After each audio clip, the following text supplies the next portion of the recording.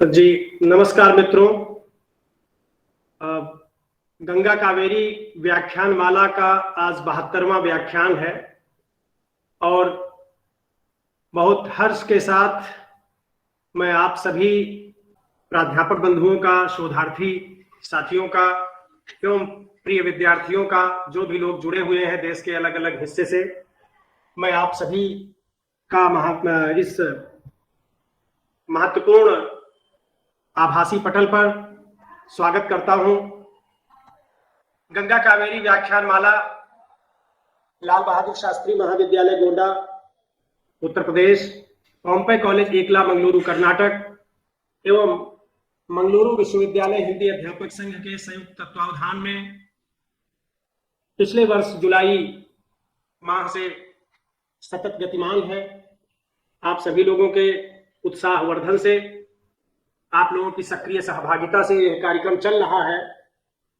इसी कड़ी में आज 72वां व्याख्यान है। लाल बहादुर शास्त्री महाविद्यालय के प्राचार्य महोदय डॉक्टर रविंद्र कुमार पांडे जी और पॉम्पे कॉलेज एकला मंगलुरु के प्राचार्य महोदय डॉक्टर पुरुषोत्तम केवी जी, लाल बहादुर शास्त्री महाविद्यालय गोंडा के हिंदी विभागाध्यक्ष गुरुवर डॉक्टर शैलेंद्रनाथ मिश्र सर और पॉम्पे कॉलेज एकला मंगलुरु के हिंदी विभागाध्यक्ष डॉक्टर एस ए मंजुनाथ जी एवं समस्त प्रतिभागी साथियों, आज का विषय बहुत ही महत्वपूर्ण है।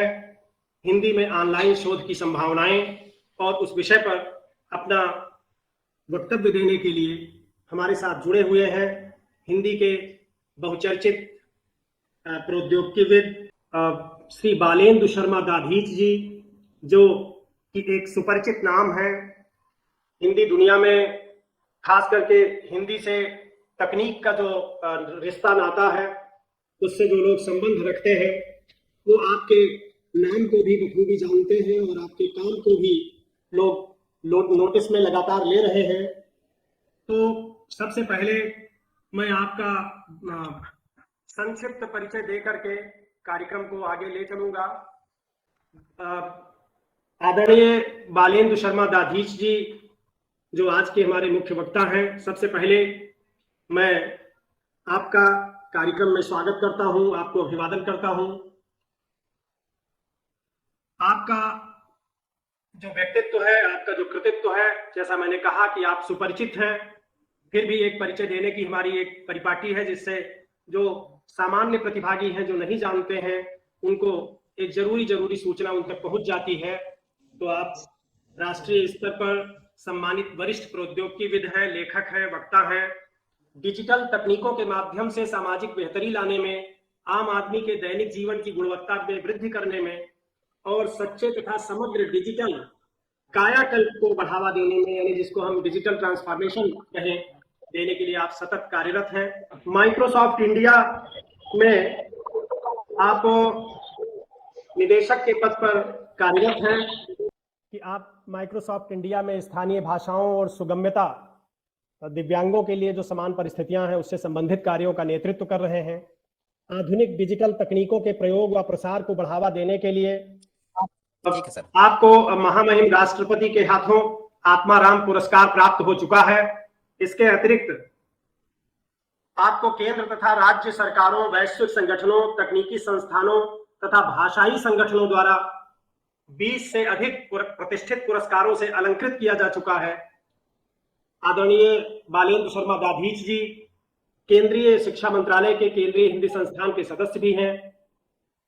आप भारतीय भाषाई मुद्दों पर वैश्विक संस्थान के प्रवक्ता हैं।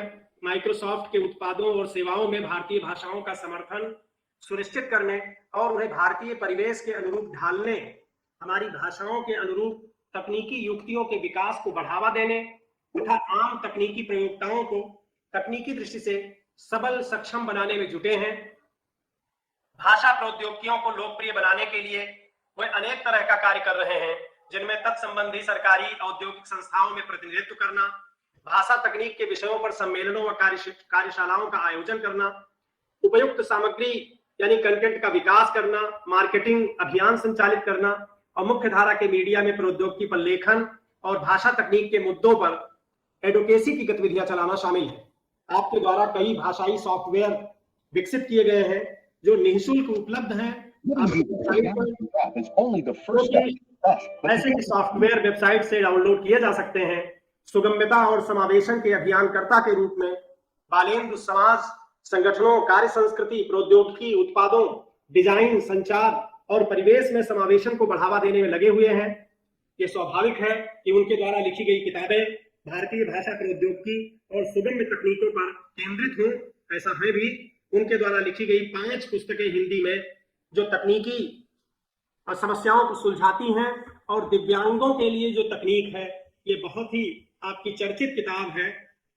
इसकी काफी चर्चा हिंदी में हुई है। तो ये आपका एक विस्तृत परिचय है। मैं जैसा शुरू में कह चुका हूं कि आपको सभी लोग जानते हैं। कुछ जरूरी बात और कर लूं कि आप YouTube पर अगर आप जाएंगे तो आपके 150 से ज्यादा वीडियोस हैं। वहां से आपको तकनीक के बारे में, खास करके माइक्रोसॉफ्ट वर्ड और एक्सेल पे कैसे काम करें, उसकी बारीकियां आपको बहुत सारी मिल जाएंगी। मुख्य धारा में आपके 150 से ज्यादा लेख जो है प्रकाशित हैं। आप इंडियन एक्सप्रेस, सहारा एवं हिंदुस्तान टाइम्स समूह के संपादक रह चुके हैं। और जो जो सॉफ्टवेयर आपके वेबसाइट पर निःशुल्क उपलब्ध हैं, उन्हें आप डाउनलोड करके आप अपनी जानकारी को तकनीकी रूप से आप अपने को अपडेट कर सकते हैं। आपने हिंदी वर्ड प्रोसेसर माध्यम का सॉफ्टवेयर आपके द्वारा निर्मित किया गया है। हिंदी इंस्क्रिप्ट टाइपिंग, इसी तरह से प्रभा साक्षी हिंदी समाचार पोर्टल, यूनिवर्सिटी ऑफ पेंसिल्वेनिया में अमेरिका की हिंदी शिक्षण कार्यक्रम की वेब प्रणाली का निर्माण आपके द्वारा हुआ है। आपने कई देशों की यात्राएं की हैं, जिनमें अमेरिका, रूस, इंग्लैंड, चीन, जापान, दक्षिण अफ्रीका, मॉरिशस, नेपाल। आप master of computer application MCA MBA योग्यता प्राप्त हैं और आप हिंदी में भी मास्टर डिग्री किए हुए हैं। पत्रकारिता से आपने डिप्लोमा किया है। तो आपको बहुत सारे जो पुरस्कार मिले हैं, जिनमें आत्माराम पुरस्कार, राजभाषा गौरव सम्मान जो केंद्रीय गृह मंत्रालय द्वारा दिया गया है, राष्ट्रभाषा गौरव सम्मान, राष्ट्रीय सूचना प्रौद्योगिकी सम्मान जो मध्य प्रदेश सरकार द्वारा दिया गया है, और दिल्ली सरकार द्वारा ज्ञान प्रौद्योगिकी पुरस्कार, दिल्ली सरकार द्वारा भाषा दूत सम्मान और विश्व खाद्य संगठन द्वारा विश्व खाद्य दिवस पुरस्कार। तो ढेर सारी उपलब्धियां हैं। मैं आप लोगों को यह संस्तुत करूंगा कि आप वेबसाइट पर जाकर के ढेर सारी सूचनाएं आप पा सकते हैं और जो निःशुल्क सॉफ्टवेयर हैं उनका आप उपयोग कर सकते हैं, अपने को तकनीकी रूप से समृद्ध कर सकते हैं। तो आज के हमारे मुख्य वक्ता आदरणीय श्री बालेंद्र शर्मा दाधीच जी, जो हिंदी में ऑनलाइन शोध की संभावनाओं पर आज अपना वक्तव्य प्रस्तुत करेंगे, आपका हम पुनः हृदय से स्वागत करते हैं। सर, आपका बहुत बहुत स्वागत है। बहुत मुश्किल से मैं कई महीने से प्रयास में था, आपका कीमती समय आज मुझे मिला है। हम बहुत ही प्रसन्नता का अनुभव कर रहे हैं। आप अपना माइक्रोफोन ऑन कर लीजिए और वक्तव्य प्रारंभ कीजिए। आपका कार्यक्रम में हार्दिक स्वागत है। जी, डॉक्टर जयशंकर तिवारी जी, सबसे पहले तो आपका और लाल बहादुर शास्त्री महाविद्यालय गोंडा इस महत्वपूर्ण कार्यक्रम में मुझे आमंत्रित करने के लिए मैं आभार प्रकट करना चाहूंगा। और अन्य यहाँ पर जो कर्नाटक के महाविद्यालयों के साथ में जो एक प्रक्रिया चल रही है कि उत्तर और दक्षिण और मध्य और दक्षिण दोनों को साथ लाना, दोनों की एक अकादमिक जो चिंतन है उसको एक मंच पर लाने का जो महत्वपूर्ण कार्य यहाँ पर किया जा रहा है, उसमें मुझे भी प्रतिभागिता करने का आपने जो अवसर दिया वो मेरे लिए बड़े सौभाग्य का विषय है। उसके लिए मैं आपका आभार प्रकट करता हूं और सभी प्रतिभागियों का अभिवादन करता हूं। आपने मेरा परिचय दिया और मैं अपनी बात जो करूंगा वो अपनी स्क्रीन को शेयर करूंगा। कुछ मैं आपको दिखाने की कोशिश करूंगा। तो मैं अपनी स्क्रीन को एक बार शेयर करता हूं। उसमें शायद थोड़ा सा 10-15 सेकंड का समय लगेगा। आप मुझे बता दें जब आप उसको देख पाएंगे। अब शायद आप देख पा रहे होंगे। जी, दिखाई पड़ रहा है। और कृपया ये भी बता दें कि ये मैं एक ध्वनि जांचना चाहता हूं कि ये आपको आवाज इसमें सुनाई पड़ रही है नहीं जब मैं ये चलाता हूं। जब आप माइक्रोसॉफ्ट ऑफिस में काम करते हैं अंग्रेजी में, तो आपने देखा होगा कि जब भी आप कोई अशुद्ध शब्द लिखते हैं, आवाज आ रही है। धन्यवाद। तो आपने जो जानकारी दी, सबसे पहले तो मैं इस महत्वपूर्ण कार्यक्रम से जुड़ना ही मेरे लिए बड़े बड़े सौभाग्य की बात है। और ये हालांकि हम लोग काफी समय से इस बारे में चर्चा कर रहे थे, लेकिन ये संयोग जो है आज हुआ, तो उसके लिए मेरे लिए निजी रूप से ये बड़े गौरव का विषय है। और आज जो हम बात करेंगे वो विशेष रूप से टेक्नोलॉजी पर या प्रौद्योगिकी पर केंद्रित होगी। और आप जानते हैं कि अब हम पिछले लगभग 20 वर्षों में जो हिंदी में जो कार्य हुआ है तकनीक के संदर्भ में, वो इतना महत्वपूर्ण कार्य हो चुका है कि आज हम ये कह सकते हैं दावे के साथ कि हिंदी में कोई ऐसी बाधा शेष नहीं है जिसकी बदौलत आज ये कहा जाए कि किसी पश्चिमी भाषा की तुलना में हिंदी भाषा किसी भी मामले में कमतर है, कम से कम प्रौद्योगिकी के संदर्भ में। जितनी प्रौद्योगिकियों का प्रयोग पश्चिमी देशों में हो रहा है या अत्यंत विकसित देशों में हो रहा है, वो प्रौद्योगिकियां आज हिंदी में भी उपलब्ध हैं। हिंदी में विशद कार्य हुआ है और ये जो कार्य है ये पिछले, जैसा कि मैंने आपसे जिक्र किया, ये इंटरनेट के आगमन के बाद इस कार्य में बड़ी तेजी आई है।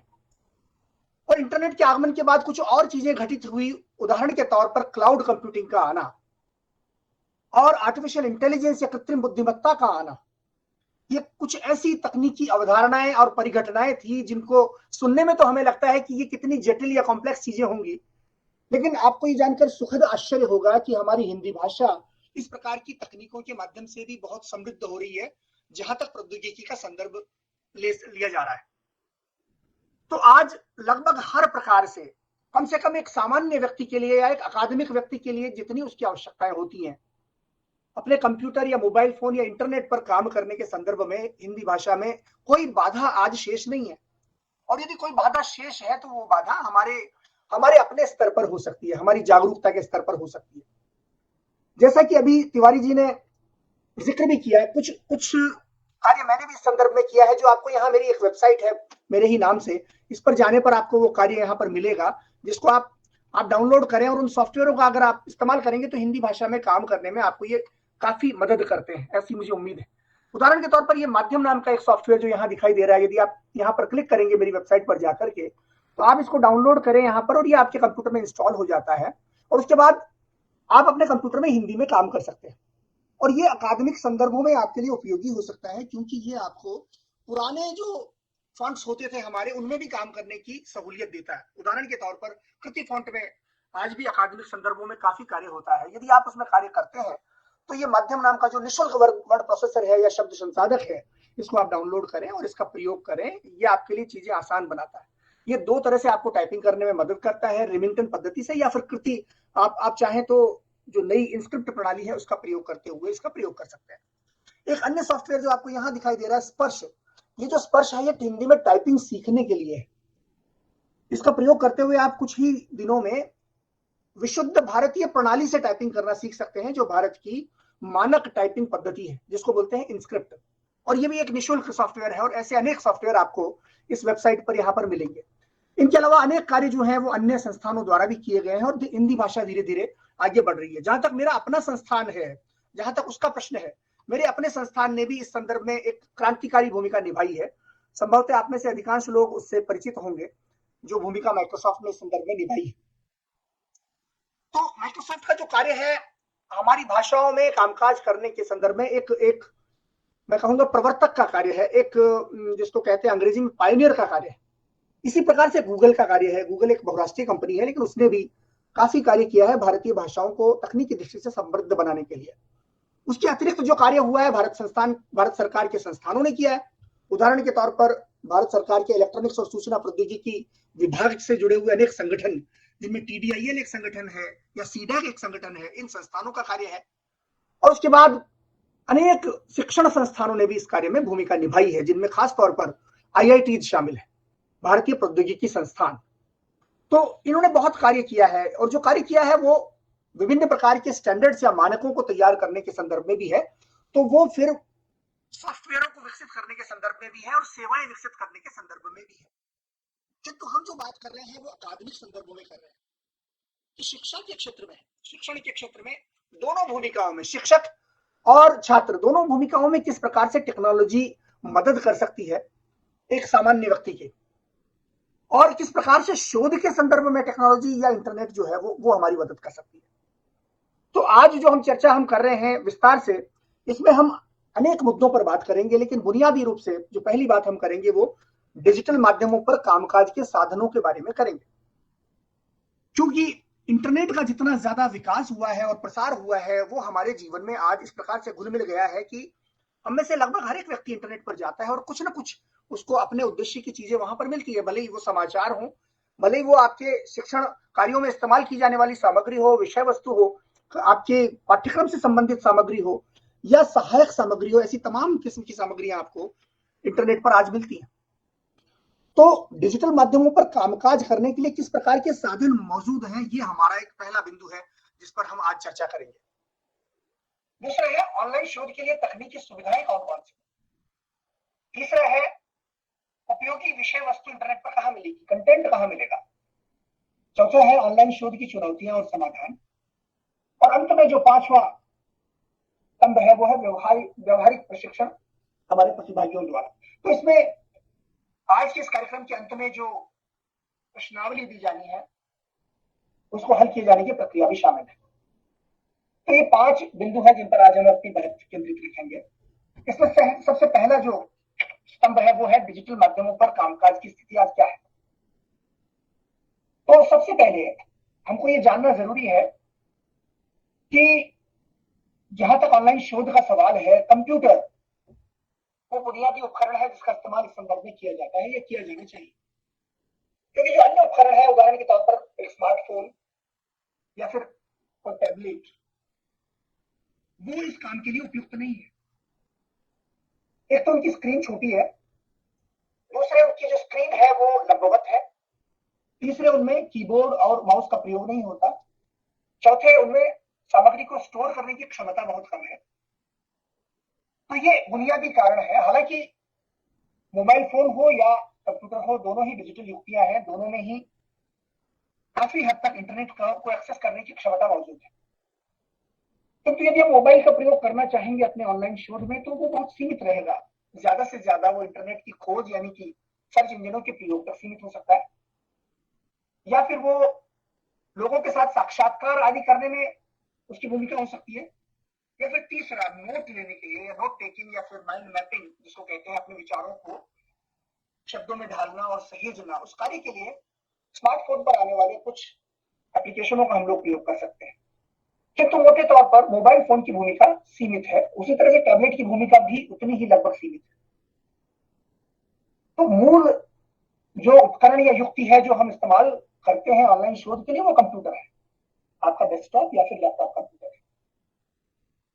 तो आपके लैपटॉप या डेस्कटॉप पर हिंदी में कामकाज करने की स्थिति आज कहां तक पहुंची है। सबसे पहला बिंदु ये आता है जब आप उसका प्रयोग करना चाहते हैं अपने शोध के संदर्भ में। तो सबसे पहली बात, आपको आज अपने कंप्यूटर पर टेक्स्ट का डिस्प्ले करने में कोई दिक्कत नहीं है। पहला स्तर का जो कार्य हुआ है तकनीक की दृष्टि से वो टेक्स्ट डिस्प्ले के संदर्भ में हुआ है।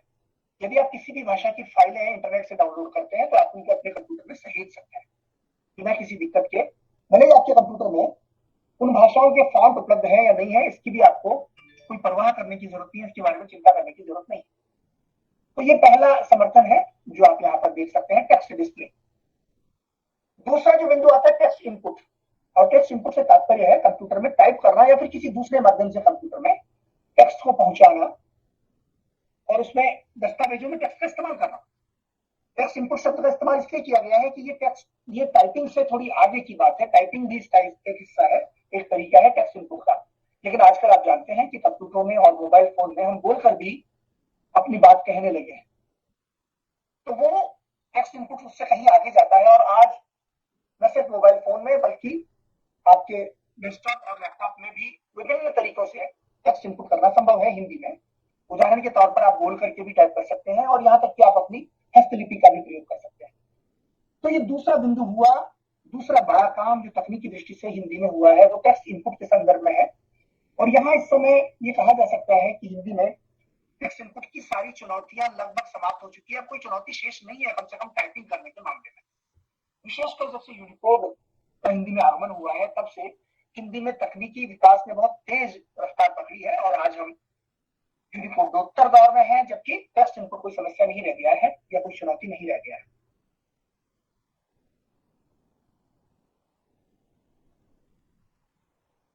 उसके बाद तीसरे स्तर पर जो कार्य हुआ है वो क्या हुआ है। तीसरे स्तर पर जो कार्य हुआ है वो लोकलाइजेशन के संदर्भ में हुआ है, यानी कि स्थानीयकरण।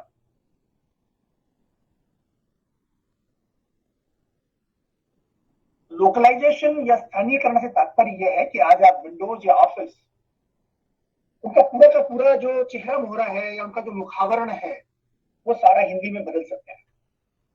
उदाहरण के तौर पर सारी चीजें जो कुछ भी आपको विंडोज पर दिखाई देगा, जिनके नाम अंग्रेजी में अक्सर दिखाई देते हैं, वो सारे आपको हिंदी में दिखाई देंगे। अगर आप सेटिंग्स में जाते हो तो सारी सेटिंग्स आपको हिंदी में दिखाई देंगी। जो संदेश आदि आते हैं वो भी संदेश हिंदी में आपको आते हुए दिखाई देंगे। यही बात ऑफिस पर लागू होती है कि यदि आप वर्ड में जाते हैं या एक्सेल या पावर पॉइंट में जाते हैं तो वहां भी पूरा का पूरा आप चाहें तो पूरा चेहरा मोहरा बदल करके हिंदी में कर सकते हैं। जैसे फाइल एडिट वगैरह है तो वो वहां पर फिर फाइल के साथ संपादन लिखा हुआ आने लगेगा। सब कुछ वो देवनागरी में या हिंदी भाषा में, देवनागरी लिपि या हिंदी भाषा में दिखाई देने लगेगा। तो ये हुआ लोकलाइजेशन या स्थानीयकरण, जो तीसरा स्तर है। और चौथा स्तर है भाषाई जो टूल है या यूटिलिटीज है या औजार है, जो आप अब तक अंग्रेजी में करते थे। ऐसा बहुत सारा काम जो पहले हिंदी में नहीं हो पाता था वो सब हिंदी में भी होता है। जैसे स्पेलिंग चेक या वर्तनी की जांच, आप हिंदी भाषा में भी वर्तनी जांच सकते हैं माइक्रोसॉफ्ट वर्ड में जाकर के, या आप एक्सेल या पावर पॉइंट आदि में भी हिंदी भाषा में वर्तनी जांच सकते हैं।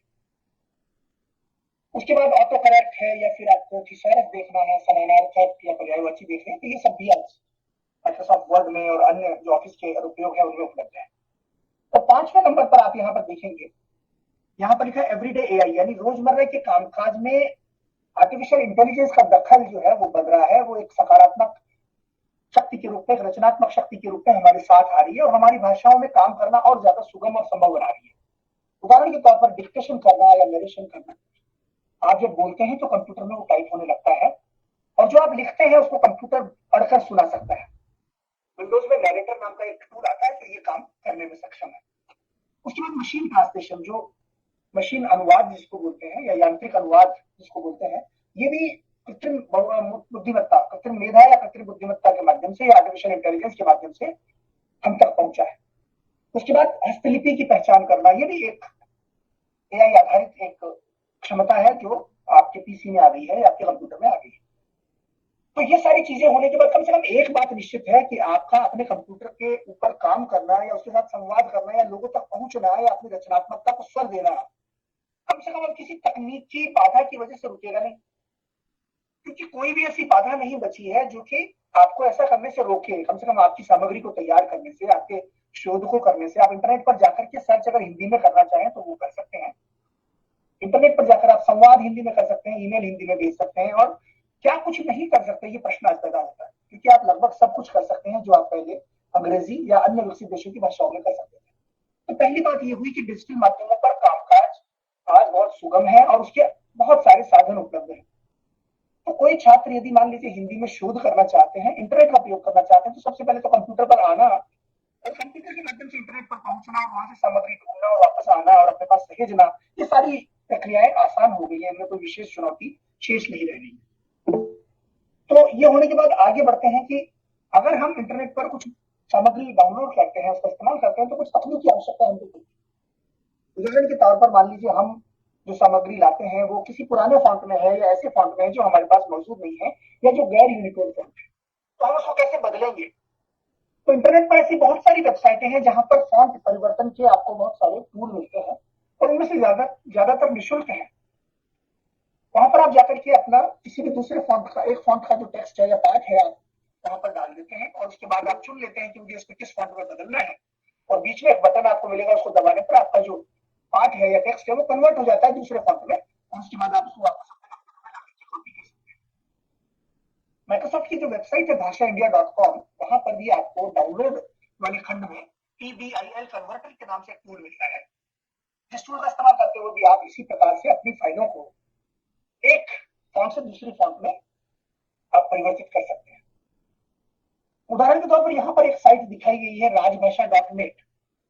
ये किसी वॉलंटियर ने या किसी स्वयंसेवक ने बनाई है। यदि हम यहाँ पर जाते हैं इस साइट पर तो आप देखेंगे कि इस पर अपने टेक्स्ट को बदलना या इस्तेमाल करना आसान है।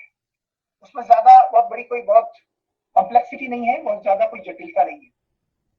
ये साइट आपके सामने खुल गई है और आप जब यहाँ जाते हैं हिंदी फॉन्ट परिवर्तक पर, तो यहाँ बहुत सारे आपको फॉन्ट्स के नाम बताए गए हैं कि आपको किस फॉन्ट से किस फॉन्ट में बदलना है।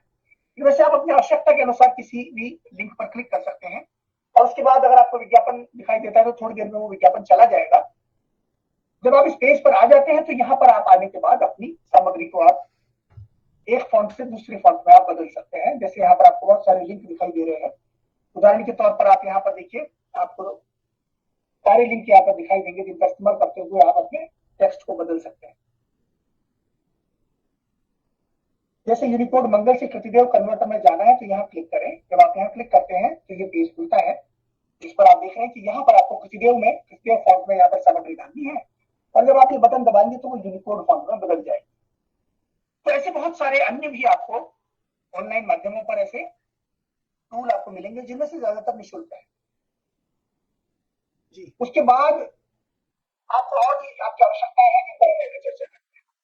कई बार आपके पास में मुद्रित सामग्री होती है, एक किताब की शक्ल में या फिर एक किसी पन्ने की शक्ल में हो सकती है वो, या किसी लेख की शक्ल में हो सकती है, जो आपने कहीं से अपने आपको कहीं से मिला हो, या आपने कहीं से उसको निकाला हो किसी पत्रिका आदि से कि ये भविष्य में आपके काम आएगा, या किसी अखबार की कोई कटिंग हो सकती है जो आप अपने काम में इस्तेमाल करना चाहते हैं एक रेफरेंस के तौर पर। तो वो जो छपा हुआ टेक्स्ट है या पाठ है, उसको आप टाइप किए हुए पाठ में कैसे बदलें। पहली बात तो ये सवाल पैदा होता है कि क्या ये संभव है? तो जी हाँ, ये संभव है। उसको बदलने के लिए हमको एक खास किस्म के सॉफ्टवेयर या ऑनलाइन सेवा की जरूरत पड़ती है, जिसको बोलते हैं ऑप्टिकल कैरेक्टर रिकॉग्निशन, OCR। ये न सिर्फ चित्र, आप जब किसी मुद्रित सामग्री का फोटो ले लेते हैं तो उस फोटो में दिए हुए टेक्स्ट को ये पहचान सकता है, या स्कैन कर लेते हैं तो स्कैन में जो भी आपका टेक्स्ट है उसको ये OCR सॉफ्टवेयर पहचान करके टाइप किए हुए टेक्स्ट में बदल देते हैं। यहाँ तक कि ये आपको PDF के जो दस्तावेज है उनमें अगर कुछ टाइप किया हुआ है तो उसको भी आपको बदल देंगे, और आप उसका इस्तेमाल टाइप किए हुए टेक्स्ट के रूप में कर पाएंगे। तो यहाँ पर अनेक विकल्प आपको दिखाई दे रहे हैं। इनमें से पहला है i2ocr.com, जहां पर आप जाएं और एक निःशुल्क वेबसाइट है जो आपके सामने खुल रही है। इस पर यदि आपको PDF अपना कन्वर्ट करना है तो आपको 3 यहाँ पर स्टेप दिए गए हैं। सबसे पहले आप यहाँ भाषा चुनते हैं, उसके बाद आप कहते हैं कि ये कोई फाइल है या कोई URL है, मतलब इंटरनेट पर मौजूद टेक्स्ट को आप कन्वर्ट करना चाहते हैं किसी चित्र को या PDF को, या फिर आपकी अपनी फाइल है। तो यहाँ पर आप यहाँ पर बता दीजिए कि ये मेरी फाइल है। उसके बाद यहाँ पे आप सेलेक्ट कर दीजिए उस फाइल को, सेलेक्ट PDF के माध्यम से। और उसके बाद जब आप ये करते हैं तो तीसरे स्टेप पे आपकी जो फाइल है उसके भीतर जो कुछ भी छपा हुआ था या लिखा हुआ था वो टेक्स्ट में कन्वर्ट हो जाता है, जिसको आप यहाँ से कॉपी करेंगे और अपने माइक्रोसॉफ्ट वर्ड आदि में पेस्ट कर देंगे। तो ये PDF हुआ। उसके साथ ही साथ यहाँ देखिए इमेज लिखा हुआ है। यदि आपने स्कैन किया हुआ कोई दस्तावेज आपके पास है तो उसको भी आप उसी प्रकार से यहाँ पर सेलेक्ट इमेज में जाकर के सेलेक्ट करेंगे, उसको अपलोड कर देंगे, और उसके बाद आप तीसरे चरण में यहाँ आएंगे तो वो कन्वर्ट हो जाएगा टाइप किए हुए टेक्स्ट के रूप में। तो ये शोध कार्य में लगे लोगों के लिए बहुत ज्यादा जरूरी और उपयोगी सुविधा है, जो आपको यहाँ इंटरनेट पर मिल जाती है निःशुल्क। डिक्टेशन, यदि आपको तेज रफ्तार से टाइप करने की जरूरत हो, या हाथों से टाइप करने की स्थिति में नहीं है, आप थक गए हैं, कई बार ऐसी स्थिति होती है, या कई बार आपको कोई लेक्चर कहीं पर आप अटेंड कर रहे हैं जिसको आप चाहते हैं कि वो टाइप हो जाए, तो उसके लिए आप यहाँ पर जा सकते हैं। वेबसाइट है dictation.io, और यहाँ पर जब आप बोलना शुरू करेंगे तो वो अपने आप टाइप होने लगेगा। उसके अलावा गूगल की भी एक सुविधा है translate.google.com, आप वहां जाकर के भी ऐसा कर सकते हैं।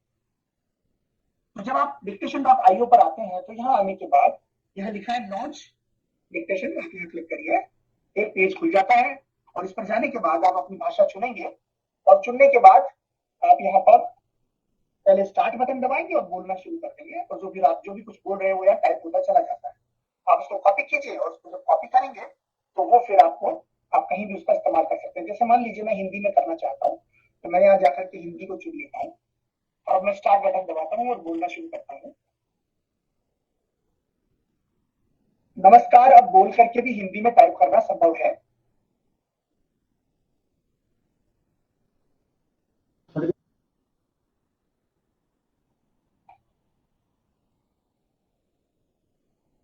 तो आपने देखा यहाँ पर कि मैंने जो कहा वो टाइप हो गया है। अब मैं चाहूँ तो इसको कॉपी कर सकता हूँ, और उसको कॉपी करके मैं कहीं भी ले जा सकता हूँ।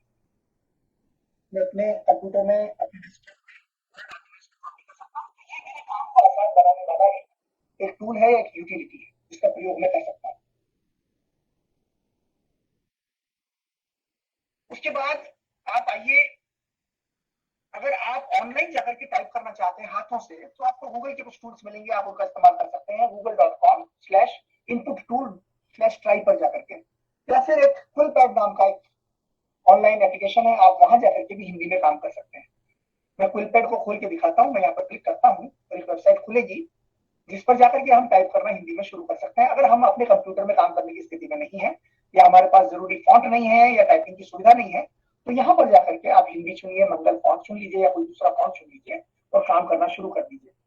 आप यहाँ पर टाइप कर सकते हैं। आप कौन सा लेआउट आप इस्तेमाल करना चाहते हैं वो भी आप यहाँ पर चुन सकते हैं, और उसके बाद आप काम करना यहाँ पर शुरू कर सकते हैं। तो जैसे उदाहरण के तौर पर मान लीजिए मैं अपना नाम लिखता हूँ, मैंने अंग्रेजी में नाम लिखा और ये अपने आप बदलकर हिंदी हो गया।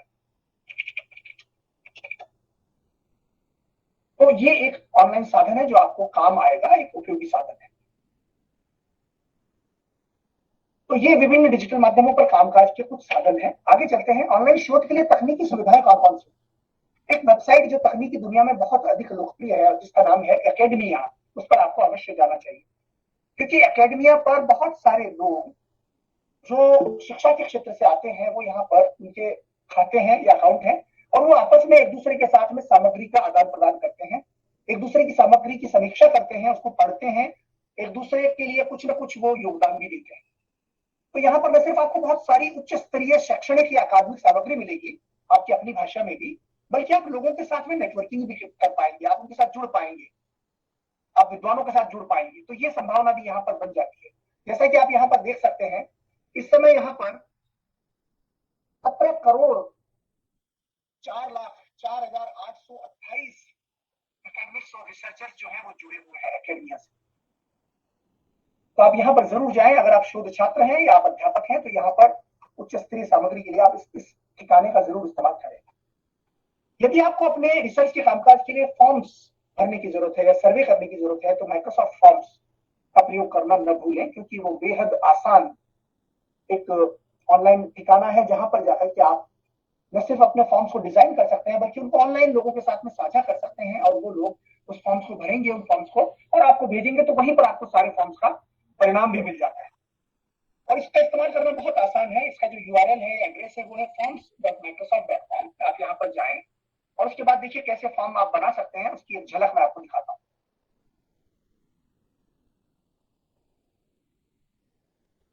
ये माइक्रोसॉफ्ट फॉर्म्स है जो आपके सामने खुल गया है।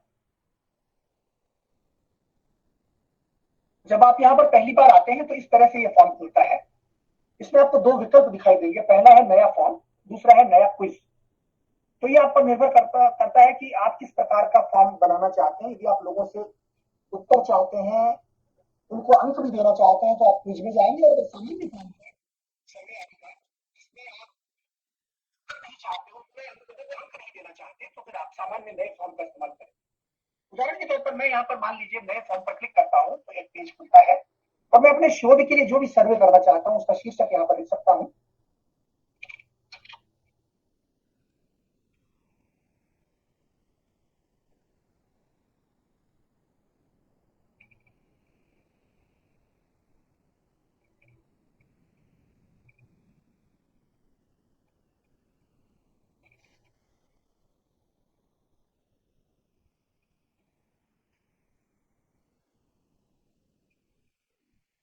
तो हमने यहाँ पर बताया कि हमारा विषय ये है जिस पर हम एक फॉर्म बना रहे हैं, जिसका इस्तेमाल हम करेंगे लोगों के उत्तर लेने के लिए, लोगों का रिस्पॉन्स लेने के लिए।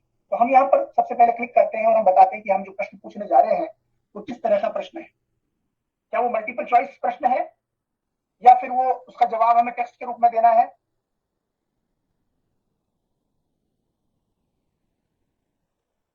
उदाहरण के तौर पर यदि मैं चॉइस लेता हूं, मल्टीपल चॉइस या बहुविकल्पीय प्रश्न बनाना चाहता हूं, कि यहाँ क्लिक करेंगे, प्रश्न लिखूंगा।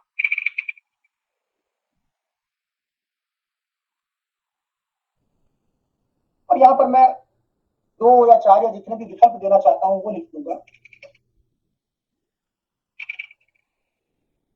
जितने भी प्रश्न मैं चाहूँ यहाँ पर जोड़ सकता हूँ, जितने भी विकल्प चाहूँ वो भी मैं जोड़ सकता हूँ, और उसके बाद मैं आगे बढ़ जाऊंगा और दूसरा प्रश्न यहाँ पर कर दूंगा। लेकिन मैं दूसरा प्रश्न करूंगा नहीं, क्योंकि मेरी बात मैं जो आपको दिखाना चाहता था वो मैंने दिखा दिया। उसके बाद आप यहाँ पर सेंड पर क्लिक करेंगे, और जब आप सेंड पर क्लिक करते हैं तो क्या होता है कि आपसे पूछा जाता है, आपको एक लिंक दिया जाता है, ये लिंक, इसको आप कॉपी कर लीजिए। उसके बाद इसको अपनी ईमेल के जरिए जिसको चाहे आप भेज दीजिए। जब आप उस व्यक्ति को भेजते हैं और वो उस लिंक को क्लिक करते हैं तो इसी पेज पर वो पहुंचते हैं जहां उनको ये प्रश्न मिलते हैं, और वो इनका उत्तर यहाँ पर दे देते हैं।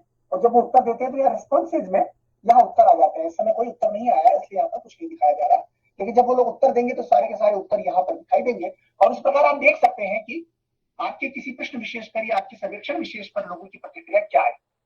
तो आपको लोगों तक भटकने की जरूरत नहीं है, आपको पन्नों में अपने प्रश्न प्रिंट करके लोगों तक पहुंचने की जरूरत नहीं है, आप इंटरनेट के माध्यम से ऐसा कर सकते हैं।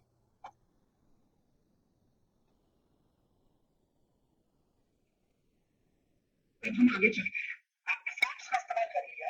अगर आप रिसर्च करना चाहते हैं तो माइक्रोसॉफ्ट वर्ड में एक नया टूल जो पिछले कुछ 3-4 सालों से हमारे बीच में मौजूद है, उसका इस्तेमाल आप कर सकते हैं रिसर्च के लिए, शोध के लिए। माइक्रोसॉफ्ट वर्ड में ही वो टूल उपलब्ध है और वो जो टूल है वो इंटरनेट से सामग्री खोजता है आपके लिए और सामग्री को आप एक रेफरेंस के तौर पर भी अपने अपने शोध पत्रों में या फिर अपनी रचनात्मक सामग्री में आप उसका इस्तेमाल कर सकते हैं।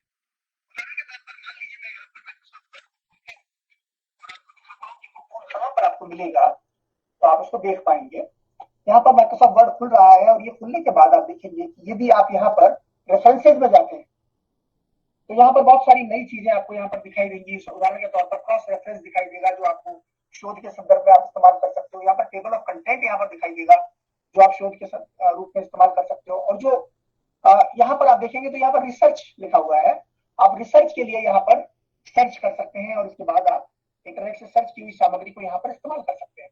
तो ये एक नया टूल जो है माइक्रोसॉफ्ट वर्ड में आया है जिसका इस्तेमाल आप कर पाएंगे, तो उसको आप अपने शोध कार्यों में आजमा कर जरूर देख सकते हैं।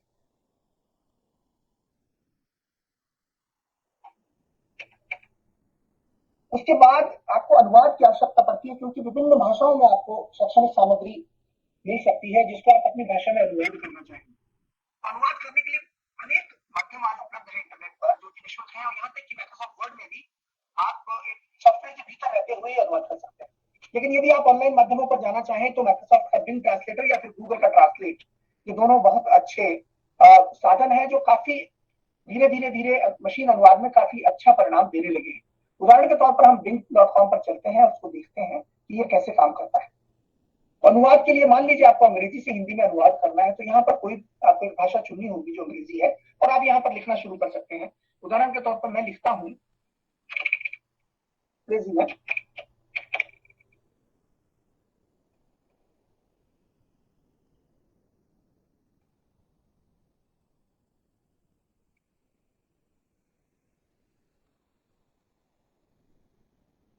तो मैंने लिखा these days we are using internet for collection of research material और आप देखेंगे कि जो अनुवाद हुआ है वो हुआ है इन दिनों हम अनुसंधान सामग्री के संग्रह के लिए इंटरनेट का उपयोग कर रहे हैं। तो ठीक ठाक अच्छा अनुवाद है ये, इस तरह का अनुवाद होने लगा है। हालांकि आप जानते हैं कि अगर ज्यादा जटिल जो स्रोत का जो पाठ है या टेक्स्ट है वो ज्यादा जटिल होगा तो शायद आपको इतना अच्छा अनुवाद नहीं मिलेगा, किंतु धीरे धीरे ये अनुवाद बेहतर होता चला जा रहा है। इसी तरह से गूगल का अनुवाद है जहां पर आप जाएंगे translate.google.com पर और उसको भी आप इसी प्रकार से इस्तेमाल करेंगे। दोनों ही स्थानों पर 100 से ज्यादा भाषाओं में आप अनुवाद कर सकते हैं, हिंदी से 100 से ज्यादा भाषाओं में या उन भाषाओं से हिंदी में। तो अनुवाद के अनेक साधन है जिनमें आपको IM ट्रांसलेटर भी मिलेगा और बेबीलोन भी मिलेगा। तो अनेक निःशुल्क साधन आपको इंटरनेट पर अनुवाद के लिए मिलेंगे। अब प्रश्न पैदा होता है कि शोध पत्रिकाएं और वेबसाइटें कौन सी है जिनका इस्तेमाल आप कर सकते हैं। तो एक अच्छी वेबसाइट आपको दिखाई देगी शोध.net के रूप में। आइए इसको खोल करके देखते हैं क्योंकि यहाँ पर हिंदी साहित्य और हिंदी भाषा में शोध करने के लिए काफी सामग्री आपको मिलेगी और ये सामग्री जो है वो काफी हद तक अपडेट की हुई है। तो आप यहाँ पर देखेंगे कि बहुत सारी सूचनाएं यहाँ पर मिलेंगी। द जर्नल में आप आएंगे तो यहाँ पर आपको काफी कुछ इंफॉर्मेशन मिलेगी, सूचनाएं मिलेंगी आपको। पब्लिकेशन डेस्क है जहां आप अपना खुद का रिसर्च पेपर पब्लिश कर सकते हैं। आप अपना रिसर्च का एब्स्ट्रैक्ट यानी उसका मर्म जो है या सारांश वो यहाँ पर पब्लिश कर सकते हैं। और उसके अलावा यहाँ रिसर्च जर्नल में अगर आप जर्नल में जाएंगे आप तो यहाँ पर क्लिक करके देखते हैं कि ये कहाँ जाता है। ये शोध संचयन नाम की एक पत्रिका है जो जिसकी तरफ ये हमें इशारा कर रहा है। आप चाहें तो इसका इस्तेमाल कर सकते हैं। इस अंक के आलेखों को यदि आप पढ़ना चाहते हैं शोध संचयन का तो आप यहाँ पर क्लिक करेंगे और कोई भी आलेख अगर आपको किसी भी पत्रिका का पढ़ना होगा शोध का तो उसको यहाँ क्लिक करके आप खोल सकते हैं। तो ये सारे लेख हैं जो इसमें इस्तेमाल हुए हैं।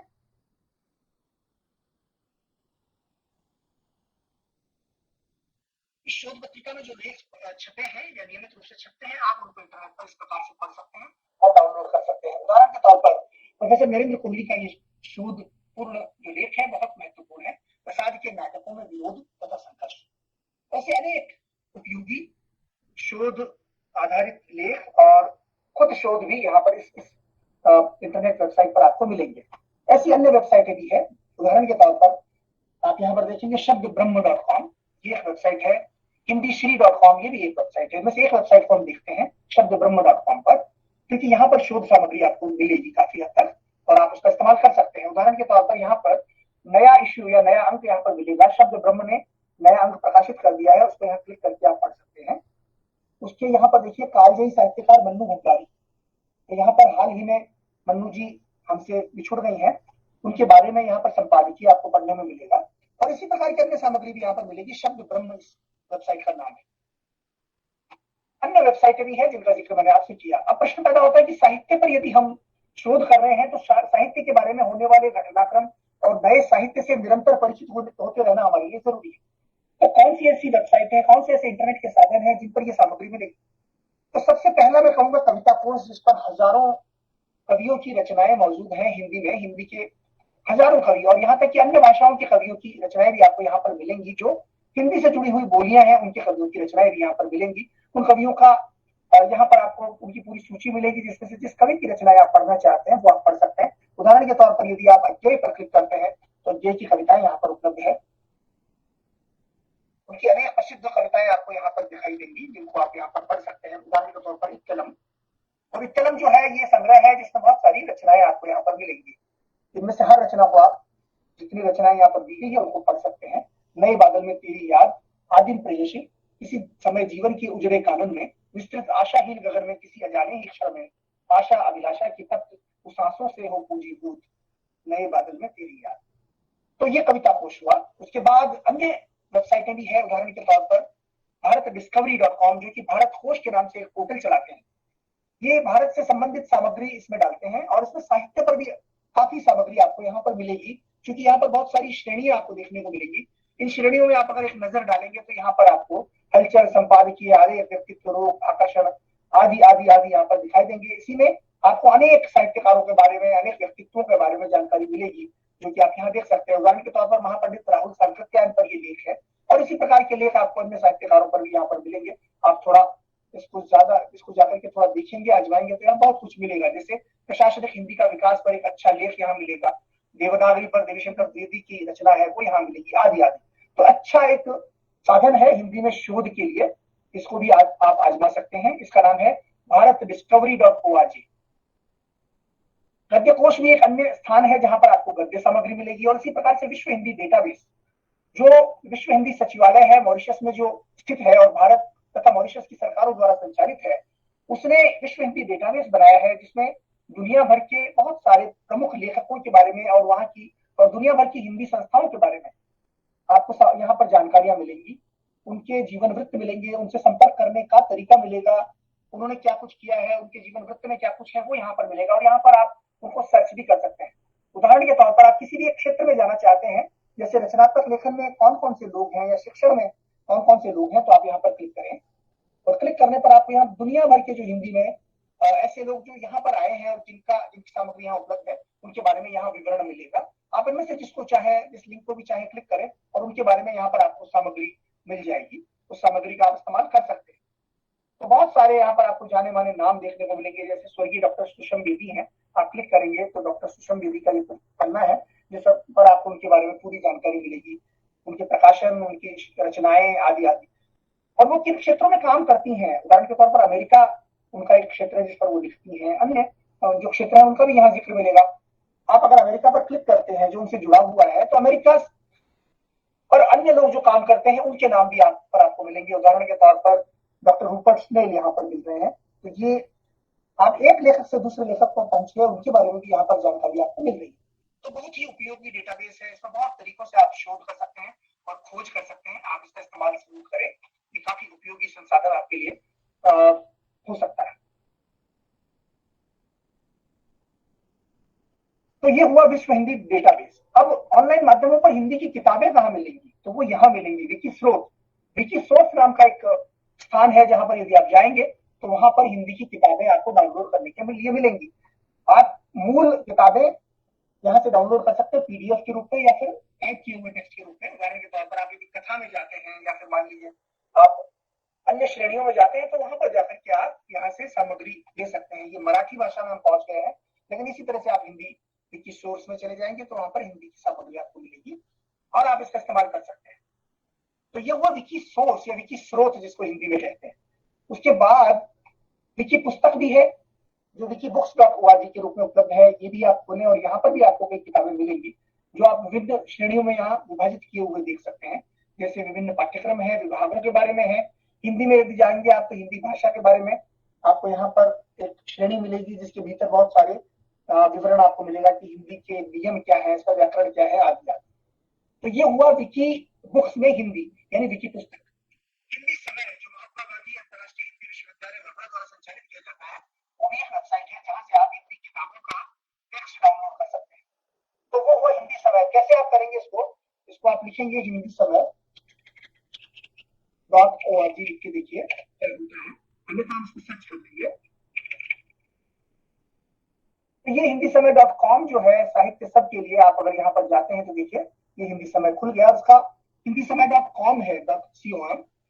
हिंदी समय .com पर अगर आप जाएंगे तो देखिए यहाँ पर उपन्यास, कहानी, कविता, व्यंग्य, नाटक, निबंध, आलोचना, विमर्श आदि सारी सामग्री यहाँ पर सहेजी गई है जो विविध प्रकार की वैरायटी रखती है, विभिन्न प्रकार की, जिसमें विभिन्नता।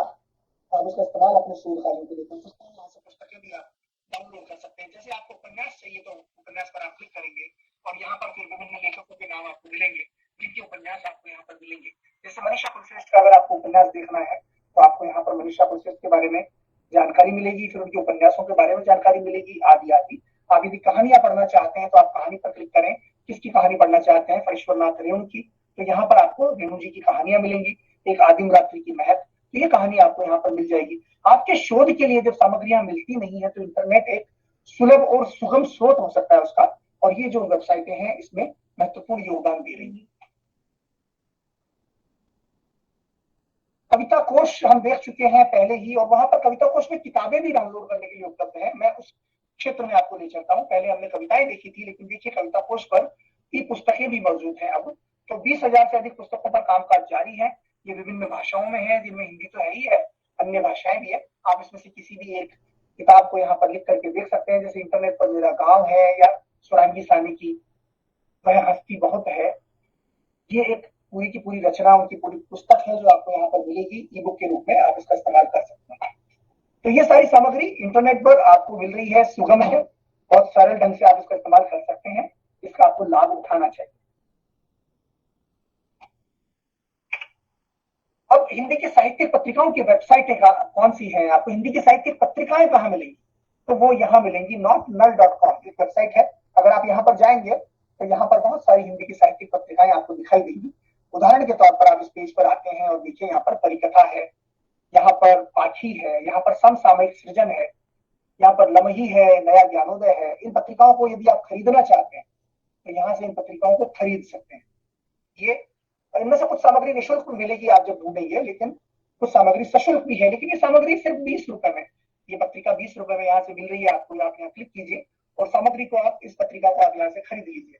तो आप इसको पीडीएफ के रूप में डाउनलोड करके पढ़ सकते हैं। नवीनतम अंकों को भी आप पढ़ सकते हैं। और ये कौन सी पत्रिकाएं हैं? ये साहित्यिक पत्रिकाएं हैं जो कि शायद आपके शोध के लिए काफी उपयोगी हो सकती है। अब आगे चले, कुछ और आपको चीजें दिखाता हूं। मैं आपको कविता कोश पर भी आपको कुछ पत्रिकाएं मिलेंगी।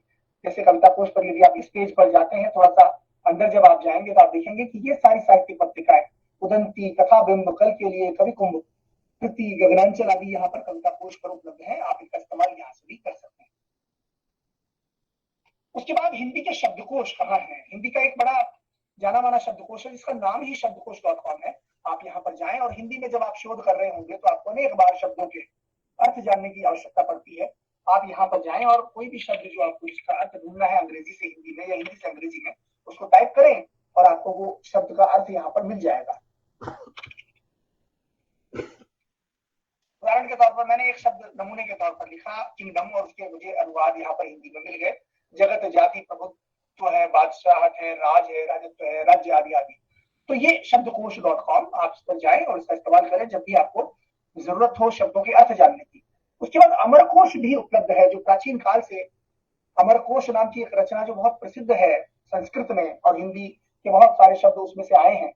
तो अमरकोश का भी इस्तेमाल आप यहाँ पर जाकर के कर सकते हैं, जिसके बहुत सारे चर्चित शब्द आपको यहाँ पर दिखाई देंगे। और ये जो अमरकोश है वो आपको यहाँ पर मिलेगा, आप इसको डाउनलोड कर लीजिए मोबाइल फोन पर भी, और इसका इस्तेमाल आप करना शुरू कर सकते हैं। और आप चाहें तो इसमें हिंदी में भी आप यहाँ पर वेबसाइट पर जाकर के भी इन शब्दों का इस्तेमाल कर सकते हैं, हिंदी भाषा में भी। तो मैंने संस्कृत शब्दों का भी जिक्र किया, और हिंदी भाषा के शब्द हो या यहाँ तक कि अन्य भाषाओं के शब्द भी आपको यहाँ पर मिल रहे हैं। अमरकोश.भारत ये अमरकोश के नाम पर बनाई हुई एक वेबसाइट है, जो प्राचीन अमरकोश था उसके नाम का प्रयोग उन्होंने किया है। आप इसको आजमा कर देख सकते हैं शब्दों के अर्थ जानने के लिए। उदाहरण के तौर पर इनकलाब का अर्थ क्या है, तो यहाँ पर अर्थ आ रहा है बहुत बड़ा परिवर्तन, जिससे किसी स्थिति का स्वरूप बिल्कुल बदल जाए। तो अमरकोश, उसके बाद ई महाशब्दकोश, ये भारत सरकार के राजभाषा विभाग की तरफ से जारी किया गया है। यहाँ भी आप कोई शब्द डालें हिंदी या अंग्रेजी का, और उसके बाद उसका अर्थ आप जान सकते हैं। जैसे मान लीजिए मैं वही एक शब्द डालता हूँ, या मैं कोई दूसरा शब्द डाल देता हूँ, किंग मैंने डाला, ये अंग्रेजी का शब्द है, मैंने इसको सर्च किया, इसके परिणाम मुझे मिल गए, ये नाउन है और इसका अर्थ होता है राजा। ये है ई महाशब्दकोश, इसका आप यहाँ पर देख सकते हैं इंटरनेट एड्रेस ई महाशब्दकोश.org -aai.in, इसको आप खोज कर लें इंटरनेट पर तो आपको मिल जाएगा ई महाशब्दकोश। आगे चलते हैं। तकनीकी शब्दावली आयोग ने बहुत सारी डिक्शनरियां या शब्दकोश यहाँ पर अपनी वेबसाइट पर डाले हैं, और इसकी वेबसाइट आप यहाँ देख पा रहे हैं। आप यहाँ इंटरनेट पर जाकर सर्च कर लें commission for scientific and technical terminology के नाम से, और उसके बाद आपको यहाँ पर परिभाषा कोश मिलेंगे, शब्द संग्रह मिलेंगे। आप इनको डाउनलोड कीजिए और अपने कामकाज के लिए आप इस्तेमाल कीजिए। ढेरों यहाँ पर किताबें आपको निःशुल्क डाउनलोड के लिए मिल रही है, और भी बहुत सारी सामग्री यहाँ पर ई जर्नल्स आदि भी मिलेंगे, इनकी 2 पत्रिकाएं छपती हैं, ज्ञान गरिमा सिंधु और विज्ञान गरिमा सिंधु, ये भी आपको यहाँ पर मिलेंगी। आप इनको डाउनलोड कीजिए और अपने शोध के लिए इस्तेमाल कीजिए। ये सब अच्छी गुणवत्ता वाली सामग्रियां है। अंत में हिंदखोज.com एक वेबसाइट है, जहां पर आपको शब्दों के अर्थ देखने को मिलेंगे। अब हिंदी की साहित्यिक वेबसाइटें कौन सी हैं? कुछ प्रमुख विश्व स्तरीय ग्लोबल वेबसाइटें इस प्रकार से हैं। सिंगापुर संगम, आप यहाँ जाकर के देख सकते हैं। अनुभूति.com, ये बहुत पुरानी, अनुभूतिहिंदी.org बहुत पुरानी वेबसाइट है, जहां पर आपको कविताएं मिलेंगी। ये बहुत लंबे अरसे से यहाँ पर कविताएं छप रही है हिंदी में अच्छी, इसमें युवाओं को भी मौका मिलता है, और पुराने जो दिग्गज कवि हैं और महान जो अमर कवि हैं उनकी रचनाएं भी आपको यहाँ पर मिलेगी। अनुभूति-हिंदी.org, अनुभूति। इसी प्रकार से एक और वेबसाइट है जिसका नाम है अभिव्यक्ति, जहां पर आपको गद्य सामग्री मिलेगी। अनुरोध.com एक वेबसाइट है। उसके बाद हिंदी नेस्ट, पुस्तक भारती रिसर्च जर्नल पर आप जाएं तो यहाँ पर आपको शोध सामग्रियां मिलेंगी। ये कनाडा से ये प्रकाशित होती है। देखिए पुस्तक रिसर्च जर्नल, इसमें भी काफी सामग्री आपके काम की मिलेगी, क्योंकि यहाँ पर ये रिसर्च जर्नल मौजूद है। उसके बाद कुछ अन्य सामग्रियां जो आपको मिलेंगी, भारत सौरभ पत्रिका, गीत पहल, भारत दर्शन जो न्यूजीलैंड से प्रकाशित होता है, शब्दांकन, सृजन गाथा, स्वर्ग विभा, पूर्वाभास, साहित्य कुंज, समयांतर, हिंदी चेतना, गर्भनाल, पुरवाई आदि आदि। इसमें से जो पुरवाई है वो इंग्लैंड से प्रकाशित होती है, गर्भनाल जो है भोपाल से आती है और पीडीएफ के रूप में आती है। तो ये साहित्यिक वेबसाइटें हैं, आप इन पर जाएं और इनका इस्तेमाल करें। दुनिया भर की वेबसाइटें हैं जहां हिंदी की सामग्री आपको मिलेगी, आप इसका इस्तेमाल करें। अब प्रश्न पैदा होता है कि ऑनलाइन माध्यमों की प्रामाणिकता का क्या करें, कितनी प्रामाणिक वो सामग्रियां हैं। तो यदि आप किसी वेबसाइट से सामग्री लेते हैं तो जरा ये देखें कि उस वेबसाइट का जिक्र इंटरनेट पर कितना हुआ है, वो कितनी लोकप्रिय वेबसाइट है। यदि वो लोकप्रिय वेबसाइट है जिसको अक्सर लोग संदर्भ में देते हैं, तो वहां पर प्राप्त सामग्री प्रामाणिक होने की संभावना है। उस वेबसाइट का एड्रेस अगर HTTPS से शुरू होता है तो इससे ये इंगित होता है कि वो वेबसाइट या उसको बनाने वाले लोग अपने काम के प्रति गंभीर है और उन्होंने अपनी वेबसाइट को सिक्योर बनाया है या सुरक्षित बनाया है। इसलिए वो वेब एड्रेस जो है उसका वो HTTP से नहीं बल्कि HTTPS के साथ में शुरू हो रहा है, और उस वेबसाइट के वेब एड्रेस के साथ में आपको ताले का निशान दिखाई देगा।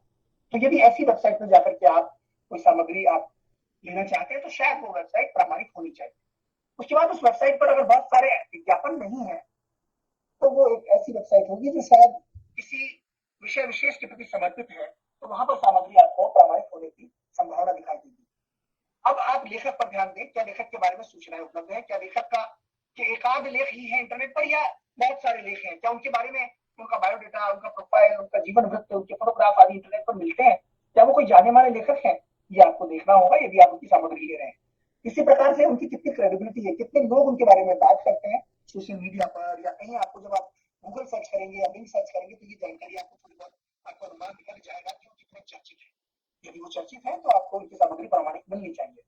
उनका उस विषय विशेष पर एक्सपर्टीज है या नहीं, विशेषज्ञता है या नहीं, ये भी आपको देखने की जरूरत है। आप थोड़ा सर्च करें तो आपको इसका भी पता चल जाएगा, सोशल मीडिया के माध्यम से भी, और आप लोगों से पूछेंगे तो उनके माध्यम से भी। क्या उनका किसी शैक्षणिक संस्थान के साथ में कोई संबंध है या नहीं? यदि है तो उनकी सामग्री प्रामाणिक होने की संभावना ज्यादा है।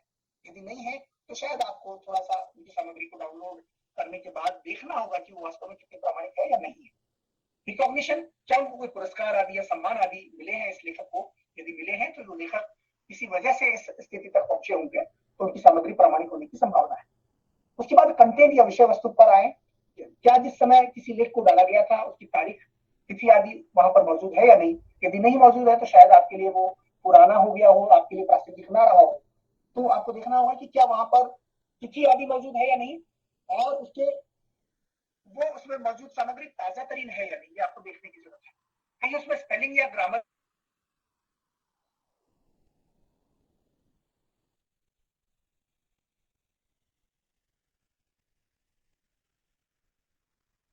अपने क्षेत्र के मंजे हुए विशेषज्ञ होंगे, उनके कामकाज में आपको इस प्रकार की छोटी त्रुटियां नहीं मिलेंगी। भाषा की परिपक्वता है या नहीं, ये आपको देखने की जरूरत है। सामग्री को एक नजर डालते ही आप पहचान जाएंगे कि भाषा यदि परिपक्व है, साहित्य दृष्टि से परिपक्व है, यदि परिमार्जित भाषा है, परिनिष्ठित भाषा है, तो शायद ये सामग्री भी प्रामाणिक होने की संभावना बढ़ जाती है। क्या इस सामग्री में दिए हुए जो लिंक है, इंटरनेट के लिंक, वो कहीं आपको दूसरी खाली वेबसाइट पर तो नहीं ले जाते, ऐसे पेज पर जहां पर कुछ भी नहीं है, जिनको ब्रोकन लिंक्स बोलते हैं, कहीं ऐसे लिंक तो नहीं है? ये देखने की जरूरत है। और अगर ऐसे लिंक नहीं है इसमें तो संभावना है कि व्यक्ति थोड़ा गंभीर है अपने कार्य के प्रति और सामग्री प्रामाणिक हो सकती है। लेकिन ऐसे लिंक है तो यानी उस व्यक्ति ने ध्यान नहीं दिया है, उतना गंभीरता से अपने काम को नहीं लिया और अपनी सामग्री को निरंतर अपडेट नहीं किया, तो आपको उसके बारे में थोड़ा सा संदेह होगा कि सामग्री कितनी प्रामाणिक होगी या नहीं। उस सामग्री में संदर्भ दिए गए हैं या नहीं, स्रोतों का जिक्र किया गया है या नहीं, ये भी महत्वपूर्ण है। यदि दिए गए हैं स्रोत तो सामग्री उसकी महत्ता बढ़ जाती है, उसकी प्रासंगिकता भी बढ़ जाती है, उसका महत्व बढ़ जाता है और उसकी प्रामाणिकता भी बढ़ जाती है, क्योंकि आप उन संदर्भ स्रोतों पर भी जाकर के उसकी जांच कर सकते हैं। उसके बाद ये जो लेखक है वो तटस्थ है या कहीं किसी चीज या किसी घटना या किसी व्यक्ति या किसी संस्थान आदि के प्रति झुका हुआ तो नहीं है। एक तटस्थ व्यक्ति की सामग्री जो होगी आपके लिए अधिक उपयोगी होगी बनिस्पत उसके जो किसी तरफ झुकाव रखता हो, क्योंकि उसकी सामग्री शायद निष्पक्ष न हो, जो कि आपके शोध कार्य को प्रभावित कर सकती है। अंत में ये सूचनाएं हैं, इसमें तथ्य है या सिर्फ राय है, किसी व्यक्ति ने सिर्फ अपनी राय व्यक्त की है या प्रचार सामग्री के रूप में इंटरनेट का इस्तेमाल कर दिया है, ये सब आपको अपनी बुद्धिमत्ता, अपने अनुभव और अपने कौशल के आधार पर जांचना होगा, या फिर आपको अपने साथी शिक्षकों या अपने गुरुजनों से उसके बारे में राय लेनी होगी। तब आप निर्णय कर पाएंगे कि जो शोध सामग्री आप इस्तेमाल कर रहे हैं इंटरनेट से डाउनलोड करके वो कितनी अच्छी है, आप उसका इस्तेमाल कर सकते हैं या नहीं, और वो आपके कामकाज को समृद्ध करेगी या आपके कामकाज को वो समृद्ध नहीं करेगी, उसमें कोई ना कोई चुनौती पैदा कर देगी, ये देखने की जरूरत है। और मित्रों एक बात कभी ना भूलें कि किसी भी सामग्री को यथावत कहीं से उठा करके लेना जो है वो गलत है, नैतिक दृष्टि से भी और कानूनी दृष्टि से भी। तो कोई भी सामग्री यदि आप यदि मोटिवेशन के तौर पर या प्रेरणा के तौर पर या उससे सीखने के लिए इस्तेमाल करते हैं या संदर्भ के रूप में इस्तेमाल करते हैं तो वो ठीक है, लेकिन सामग्री को कहीं से उठाना, उसको कॉपी कर लेना और कहीं पेस्ट कर देना, भले ही थोड़ा बहुत उसमें हेरफेर कर दिया जाए, वो अकादमिक दृष्टि से बिल्कुल भी उचित नहीं है। तो इंटरनेट का प्रयोग अवश्य करें, लेकिन नैतिक दायरे में रहते हुए, जिम्मेदारी के साथ और परिपक्वता के साथ।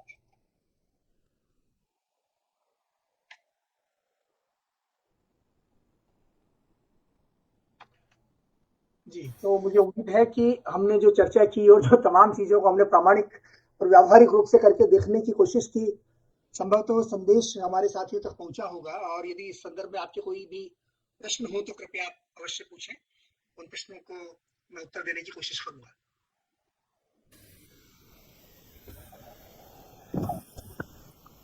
बालेंदु जी, आपके ज्ञानवर्धक व्याख्यान के लिए शुक्रिया। मेरा कुछ संदेह है, ये मशीनी अनुवाद साहित्यिक सामग्री के लिए सफल है। जी, बहुत अच्छा, बहुत ही अच्छा प्रश्न है आपका।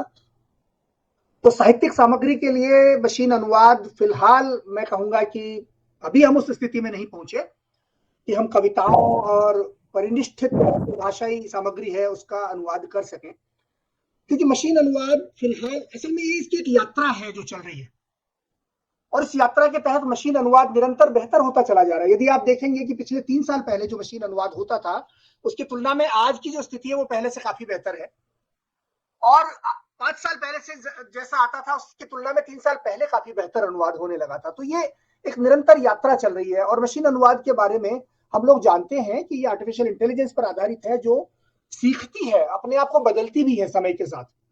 तो उसमें निरंतर सुधार तो आ रहा है, लेकिन यदि आपकी सामग्री जो है जिसका अनुवाद आप करना चाहते हैं वो सरल है तो बहुत अच्छा अनुवाद आता है, लेकिन जितनी ज्यादा वो जटिल होती चली जाएगी अनुवाद की शुद्धता कम होती चली जाएगी। लेकिन फिर भी मुझे ऐसा लगता है कि कुल मिलाकर के जो अनुवाद का जो आज सफलता का जो प्रतिशत है वो 75% या उससे ऊपर भी मिलने लगा है। मैंने ऐसे भी वाक्यों का अनुवाद करके देखा है जो बड़े जटिल वाक्य हैं, किंतु उसका मुझे काफी अच्छा परिणाम मिला है। तो मैं ये कहूंगा कि तकनीक निरंतर बेहतर हो रही है। अनेक क्षेत्रों में आज वो शायद अनुकूल नहीं है, लेकिन आने वाले वर्षों में 3 साल या 5 साल बाद शायद बहुत अच्छी हो जाए। जहां तक साहित्य का सवाल है या कविता का प्रश्न है, शायद ये प्रश्न हमारे मन में बना रहेगा कि क्या वो भावनाओं को भी तकनीक समझ सकती है, क्योंकि कविता के भीतर भावनाएं प्रधान है। तो क्या कभी टेक्नोलॉजी जो है वो भावनाओं को समझ करके उस प्रकार का अनुवाद कर सकेगी या नहीं कर सकेगी, ये प्रश्न तो सदैव ही हमारे मन में बना रहेगा, और इसका जो उत्तर है वो तो भविष्य के गर्भ में ही छिपा हुआ है। जी बहुत धन्यवाद जी। दूसरा एक सवाल है, आपने डिक्टेशन के बारे में कहा, क्या वो हाथों से टाइप करने के बदले हम बोल कर तो टाइप कर सकते हैं, लेकिन जब मैंने वो ट्राई किया था तब तो वो सही ढंग से तो नहीं आ रहा था। क्या वो मेरे बोलने के ढंग की मुसीबत है या वो सिस्टम की है, वो प्रक्रिया की है? जी, तो वैसे तो अब असल में पहले क्या होता था कि पहले जो हम इस्तेमाल करते थे डिक्टेशन को, तो पहले हमें कुछ देर के लिए अपनी आवाज बोलनी पड़ती थी। मतलब आज के 10-15 साल पहले की जो तकनीक थी वो इस प्रकार की थी कि हम थोड़ी देर बोलते थे तो सिस्टम हमारी आवाज को समझने की कोशिश करता था, हमारे लहजे को भापने की कोशिश करता था, और उसके बाद वो डिक्टेशन शुरू करता था। आज उसकी जरूरत नहीं रही।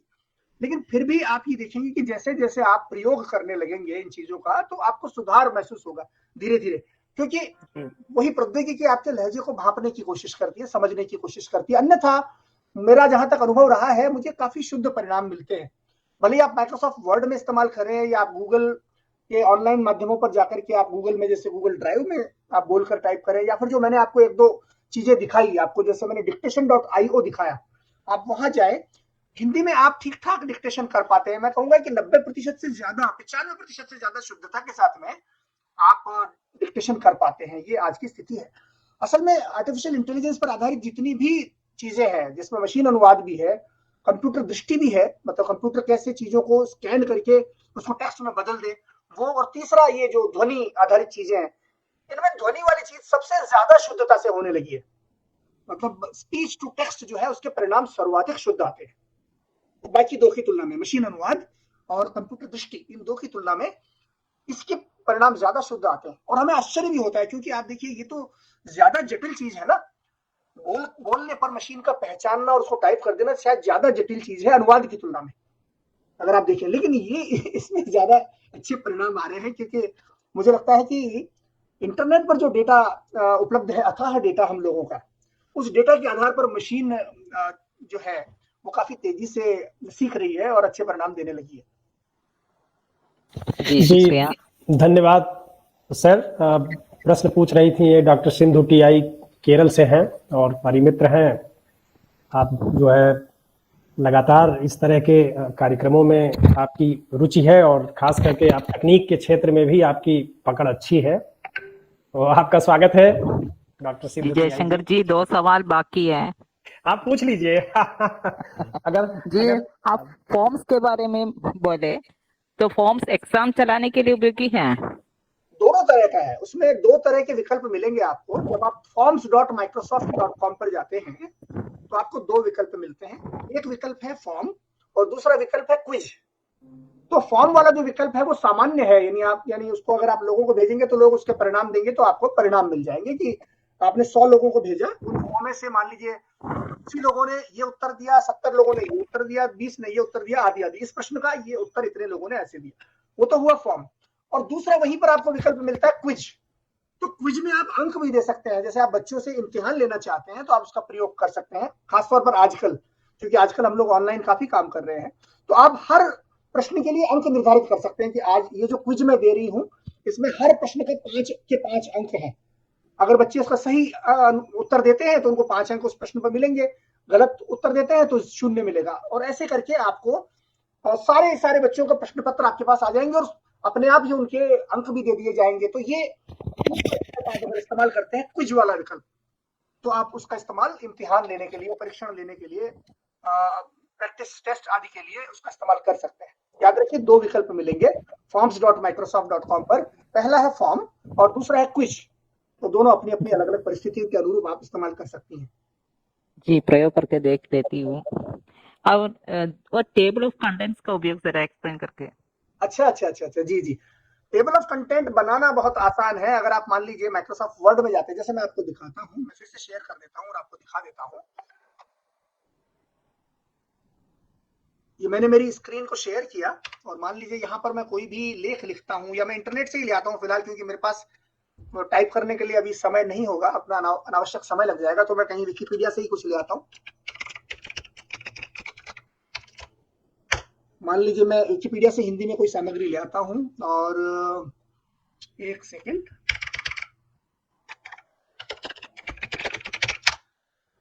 तो मैं जो भी दिखा रहा हूं मैं आपको प्रैक्टिकली दिखा रहा हूं।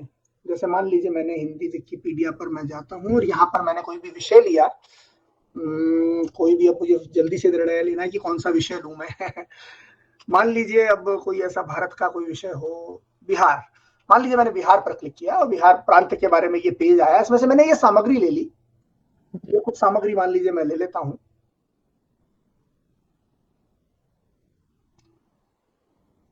यहां से मैंने कॉपी की और मैं वर्ड में ले आता हूं, माइक्रोसॉफ्ट वर्ड में, जो आपको यहाँ दिखाई दे रहा है। यहाँ ला करके मैंने उस सामग्री को पेस्ट कर दिया। ये सामग्री जैसे मैंने यहाँ पर पेस्ट कर दी, इसका आकार मैं थोड़ा घटा देता हूँ, आपको जल्दी से बताने की कोशिश करूंगा, ज्यादा समय न लगे।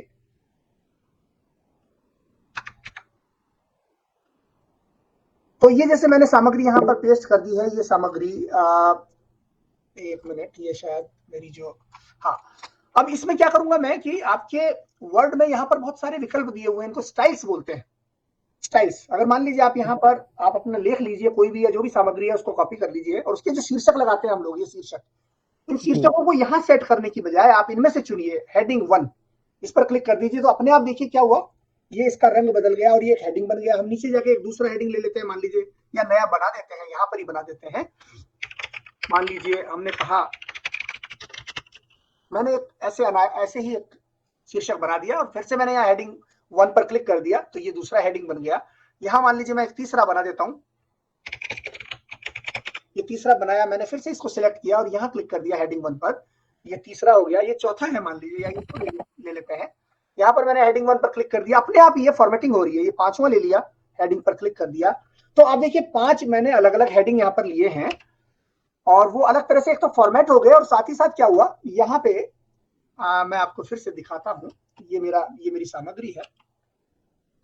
क्या होगा कि मैं अगर मान लीजिए रेफरेंसेज में जाता हूँ, यहाँ रेफरेंसेज में, तो यहाँ रेफरेंसेज में मुझे बहुत कुछ दिखाई दे रहा है। और उससे पहले रिव्यू में अगर जाता हूँ, तो रिव्यू में आप देखेंगे यहाँ भी अनेक चीजें हैं जो मेरे काम की है इसके संदर्भ में। जैसे मान लीजिए मैं कमेंट्स डाल सकता हूँ आदि आदि, लेकिन फिलहाल उनकी मुझे जरूरत नहीं है, फिलहाल मैं आपको रेफरेंसेज में ही दिखाऊंगा। तो मैं यहाँ रेफरेंसेज में जाता हूँ और यहाँ पर आप देखिए टेबल ऑफ कंटेंट्स मुझे दिखाई देता है सबसे कोने में, पहले नंबर पे टेबल ऑफ कंटेंट्स, है ना। अगर मैं इसको क्लिक कर देता हूँ तो देखिए क्या होता है, मुझे ये विकल्प दिया जाता है कि आपका टेबल ऑफ कंटेंट अगर आप बनाना चाहते हैं तो कई तरह के डिजाइन में आप बना सकते हैं, आपको कैसा चाहिए, है ना।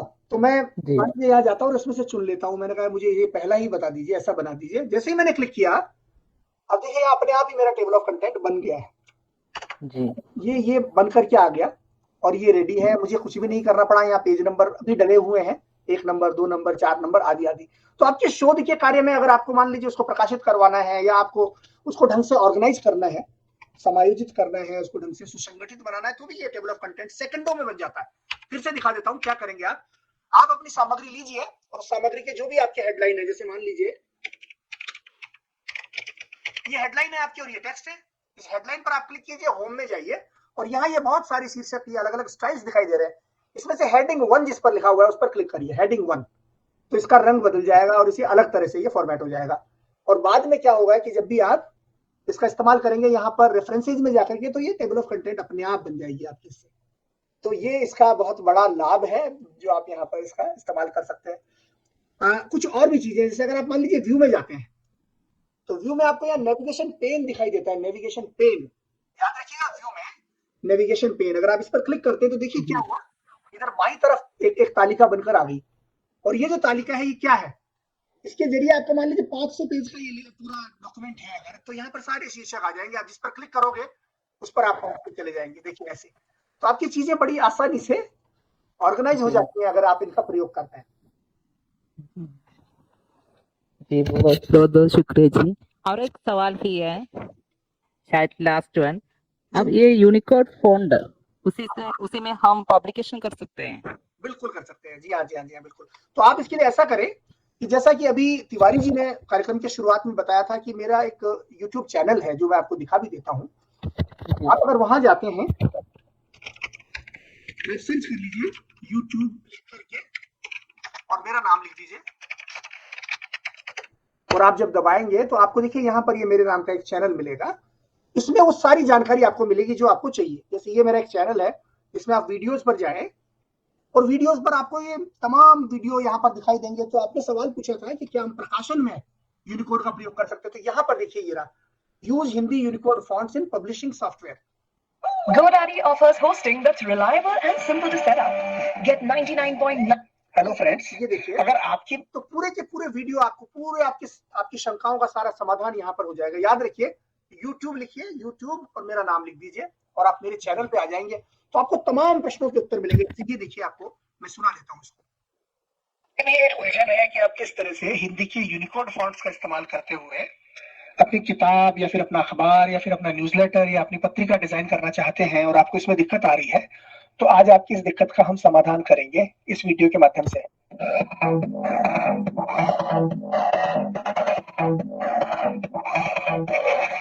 प्रायः मैंने बहुत सारे कॉन्फ्रेंसेज में, सम्मेलनों में ये देखा है कि लोग खड़े हो जाते हैं और ये सवाल उठाते हैं कि एडोबी के सॉफ्टवेयरों में वो हिंदी यूनिकोड फॉन्टों का इस्तेमाल नहीं कर पाते हैं। लोग पेजमेकर से बात शुरू करते हैं और बाद में InDesign तक पहुंचते हैं, फोटोशॉप तक भी पहुंचते हैं, लेकिन उनकी जानकारी में थोड़ा सा मुझे लगता है कि कमी है। असल में पेजमेकर तो यूनिकोड के लिए बना ही नहीं था, तो वो यूनिकोड को समझता ही नहीं है, तो उसको तो भूल जाइए आप कि उसमें कभी भी यूनिकोड का समर्थन आएगा। लेकिन जो InDesign सॉफ्टवेयर है, जो कि बड़ा आधुनिक सॉफ्टवेयर है एडोबी की तरफ से, उसमें हिंदी यूनिकोड का समर्थन बहुत अच्छी तरह से मौजूद है। और आपको ये जानकर ताज्जुब होगा कि सन 2013 में मेरी किताब आई थी, तकनीकी सुलझने, और इतने साल पहले दोस्तों वो एडोबी InDesign में डिजाइन की गई थी और वो हिंदी यूनिकोड फॉन्टों का प्रयोग उसमें हुआ था। तो मित्रों, आपके सामने ये जो सॉफ्टवेयर खुला हुआ है, ये है एडोबी InDesign, और ये एक पुराना संस्करण है एडोबी InDesign CS6, और ये आपको दिखाएगा कि पुराने संस्करण में भी हिंदी में काम करना संभव था। अब तो बहुत ज्यादा एडवांसमेंट आ गया है। एनीवे, हम आगे बढ़ते हैं। सबसे पहले मैं यहाँ पर एक टेक्स्ट बॉक्स बनाता हूँ जिसमें मैं टाइप करने की कोशिश करूंगा हिंदी में यूनिकोड फॉन्ट का प्रयोग करते हुए। ये मेरा टेक्स्ट बॉक्स बन गया है आपके सामने, और मैं यहाँ पर एक हिंदी का कोई यूनिकोड फॉन्ट चुनता हूँ, और अब मैं यूनिकोड मंगल फॉन्ट में यहाँ टाइप करने की कोशिश करूंगा। तो ये है वो समस्या जिसका जिक्र अक्सर लोग करते हैं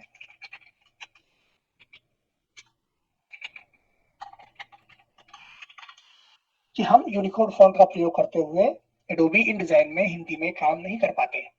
लेकिन मैं आपको दिखाऊंगा कि ये समस्या दो छोटी छोटी सेटिंग्स के जरिए आप दूर कर सकते हैं, और उसके बाद आपको कभी ये दिक्कत नहीं आएगी।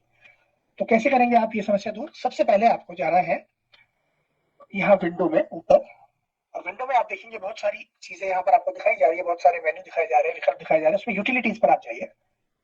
यूटिलिटीज में आपको स्क्रिप्ट्स दिखाई देंगे, स्क्रिप्ट्स, इस पर क्लिक करिए तो एक छोटा सा बॉक्स खुल गया।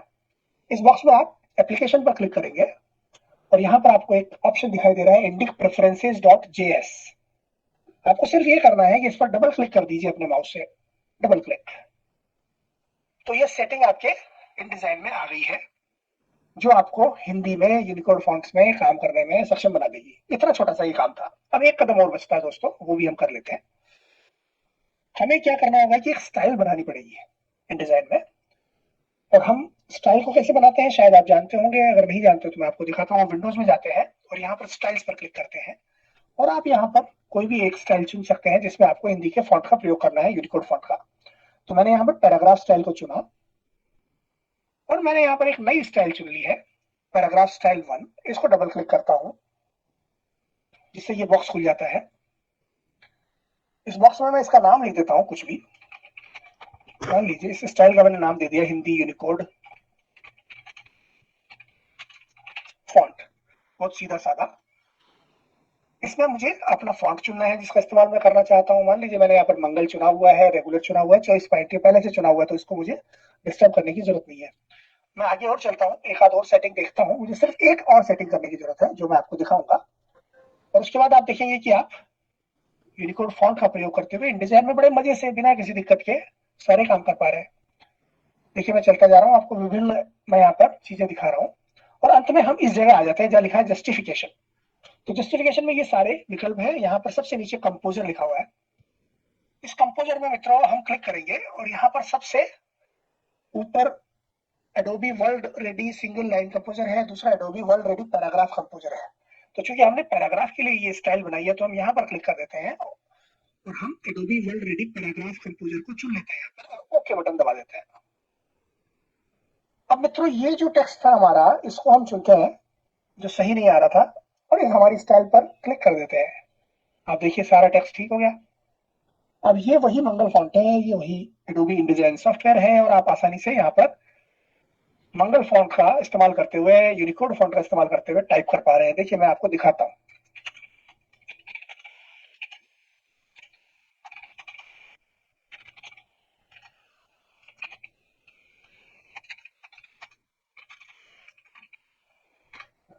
देखा आपने? जी जी। तो आपके प्रश्नों के उत्तर आपको यहाँ पर मिल जाएंगे। इस वेबसाइट पे बहुत सारे वीडियो हैं। जैसे उदाहरण के तौर पर एक लोग कहते हैं कि हिंदी में तो फॉन्ट्स ही नहीं है, मंगली फॉन्ट है यूनिकोड में, लेकिन जैसे आपको यहाँ पर एक वीडियो मिलेगा जिसमें मैंने बताया है कि 150 फॉन्ट उपलब्ध है। ये वाला 150 से ज्यादा यूनिकोड के फॉन्ट हैं जो आप इस्तेमाल कर सकते हैं यूनिकोड में हिंदी में। एक और प्रश्न आता है कि उद्घाटन और ये सब जब लिखते हैं तो इनको कैसे से लिखें, संयुक्त अक्षरों को। तो एक वीडियो है इस बारे में जिसमें आपको बताया गया है कि आप किसी भी शब्द को जैसे चाहे वैसे लिख सकते हैं। जिससे उद्घाटन को आपको ऐसे जोड़कर लिखना है तो जोड़कर, इसको तोड़कर लिखना चाहते हैं तो तोड़कर, लेकिन कैसे लिखेंगे, छोटी छोटी सी ट्रिक्स हैं जो 30-30 सेकंड की ट्रिक्स है। अगर हम वो जान जाते हैं तो हम पूरी शुद्धता से काम कर पाएंगे। तो आप इस चैनल को ध्यान रखिएगा, यहाँ पर आपकी ये इसीलिए बनाया गया है कि लोगों की समस्याएं जितनी भी है हिंदी कंप्यूटिंग से जुड़ी हुई, उनका समाधान हो सके। जी बहुत बहुत शुक्रिया वरेंद्र जी, आपने मेरे कई संदेहों को दूर किया। बहुत बहुत आभार, और आयोजकों को भी विशेष रूप से आभार। बहुत बहुत धन्यवाद जी। जी जी, धन्यवाद आपको भी सिंधु जी। और हमारे प्रतिभागी साथी जो लोग जुड़े हुए हैं, प्रस्तुत वक्तव्य से संबंधित कोई भी जिज्ञासा है तो आपका स्वागत है। डॉक्टर साहब नमस्कार। मैं पुनीत कसारिया। आप जी जी, पहले तो आपको बहुत बहुत धन्यवाद कि आपने कई मेरी जिज्ञासाएं इस व्याख्यान के माध्यम से उनका निराकरण कर दिया। एक छोटी सी जिज्ञासा मेरी और है। आप तो YouTube पर अपना एक चैनल चला रहे हैं और उस पर ढेर सारे वीडियो हैं। एक चैनल मैं भी चला रहा हूं और बहुत से हमारे साथी भी वीडियो व्याख्यान देते रहते हैं। तो क्या कोई ऐसी प्रविधि है जिसके माध्यम से हम अपने YouTube पर उपस्थित व्याख्यानों को टेक्स्ट रूप में या लिखित पाठ के रूप में प्राप्त कर सकें? ऐसी कोई प्रविधि हो तो उसके बारे में जानकारी दें। देखिए, हाँ, ये प्रश्न तो आपका बहुत जायज है। इसके एक तो बड़ा सीधा साधा जुगाड़ू तरीका हो सकता है जिसको हम अपनी देसी भाषा में कहते हैं, मतलब काम चलाने का जो तरीका है, और वो तो ये है कि आप मान लीजिए अपने मोबाइल फोन में वीडियो ऑन कर दीजिए और कंप्यूटर में स्पीच टू टेक्स्ट चालू कर दीजिए, है ना। तो मोबाइल में वीडियो चल रहा है और कंप्यूटर में स्पीच टू टेक्स्ट में वो टाइप होता चला जा रहा है। तो एक तो साधारण तरीका तो ये है, बहुत सामान्य तरीका। दूसरा एक तरीका ये है कि माइक्रोसॉफ्ट ऑफिस जो है ना, उसका एक ऑनलाइन संस्करण आता है जिसको आप office.com पर जाकर के यूज कर सकते हैं। office.com पर, वहां पर जाके जब आप वर्ड को खोलेंगे तो वहां डिक्टेशन नाम का बटन मिलता है और उसके साथ में ही एक टूल मिलता है जिसका नाम है ट्रांसक्राइब। तो यदि आप कोई साउंड की फाइल वहां पर अपलोड करते हो तो वो ट्रांसक्राइब हो जाती है, मतलब वो टाइप किए हुए टेक्स्ट में बदल जाती है। ये दूसरा थोड़ा सा जटिल तरीका है, लेकिन एक तरीका ये है। तो ये दोनों तरीके हैं। मैं तो क्या करता हूँ कि जब छोटा मोटा अगर काम होता है तो मैं मेरा ये हेडफोन इस्तेमाल करता हूँ। अपने मोबाइल फोन में मैं चला देता हूँ वो वीडियो, और ये हेडफोन को उसके पास रख देता हूँ और कंप्यूटर में वो जो आपको दिखाया था dictation.ai जो थी ना, AI dictation.io उस पर चला दिया, या फिर मान लीजिए माइक्रोसॉफ्ट वर्ड में मैंने खोल दिया और वो टाइप होने लगता है। अच्छा, कई बार ये होता है कि आपका वीडियो अगर तेज गति से चल रहा है तो टाइपिंग में त्रुटि आने की संभावना होती है। तो वीडियो में आपने देखा होगा कि सेटिंग्स जो होती है ना, जब आप वीडियो देखते हैं तो उन सेटिंग्स में आप आवाज की गति को कम या ज्यादा भी कर सकते हैं। तो थोड़ा सा कम कर लीजिए, अगर आपको शुद्धता में कमी नजर आए ना तो आवाज की गति को थोड़ा कम कर दीजिए, तो फिर ज्यादा ठीक ठाक शुद्धता आने लगती है। जी, वो तरीके हैं जो मेरी जानकारी में। बहुत धन्यवाद। धन्यवाद डॉक्टर बिसारिया जी। चैनल आप कार्यक्रम में जुड़े हुए हैं। आप सभी साथियों को बताऊं कि आप डॉक्टर पुनीत बिसारिया जी हैं, बुंदेलखंड विश्वविद्यालय झांसी में हिंदी विभाग के अध्यक्ष हैं, और लगातार आपकी सक्रियताएं लोगों के जो है निगाह में आ रही हैं, आती जा रही हैं। तो आप हमारे मित्र हैं, आप जुड़े कार्यक्रम में, आपका जो है आभार है, बहुत बहुत बहुत धन्यवाद। और हमारे प्रतिभागी साथियों में से अगर कोई किसी की कोई जिज्ञासा है ये हिंदी कंप्यूटिंग के संबंध में, या जो ढेर सारी जानकारियां आपके द्वारा दी गई हैं उसके संबंध में अगर आपकी कोई जिज्ञासा है तो आप माइक्रोफोन ऑन करके पूछ सकते हैं, अन्यथा फिर हम आगे बढ़ाएंगे कार्यक्रम को। और आपने जब ये बता दिया है कि YouTube चैनल पे ढेर सारी समस्याओं के समाधान अलग अलग हैं, तो अब एक निश्चिंतता वाली बात है कि उसको तसल्ली से एक्सेस करके देखा जा सकेगा। क्योंकि ये डॉक्टर बिसारिया जी ने जो प्रश्न किया, ये मेरे मन में भी जिज्ञासा थी, मैं आपसे पूछने वाला था, तो चलिए ये इसका उत्तर मुझे भी मिल गया। जी सर, मैं कुछ जानकारी चाहता हूँ। जी जी, स्वागत है डॉक्टर विमल जी। सर, मैं विमल कुमार मिश्रा शोधार्थी हूँ, रांची झारखंड से। जी जी जी, स्वागत है। तो बालेंदु सर का मैं बहुत बहुत आभार व्यक्त करता हूँ, उन्होंने जो आज वक्तव्य दिया है इससे मेरे खुद का। माइक आपका बंद हो गया है, माइक ऑन कर लीजिए विमल जी। विमल जी, आवाज नहीं आ रही है। हाँ, माइक आप ऑन करिए, माइक्रोफोन।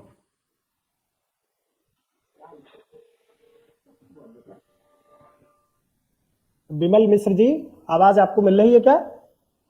आप अपना माइक ऑन करेंगे तभी बात हो सकती है। कहीं कनेक्टिविटी की दिक्कत तो नहीं है उनके यहाँ पर? कहीं कनेक्टिविटी का विषय हो गया हो?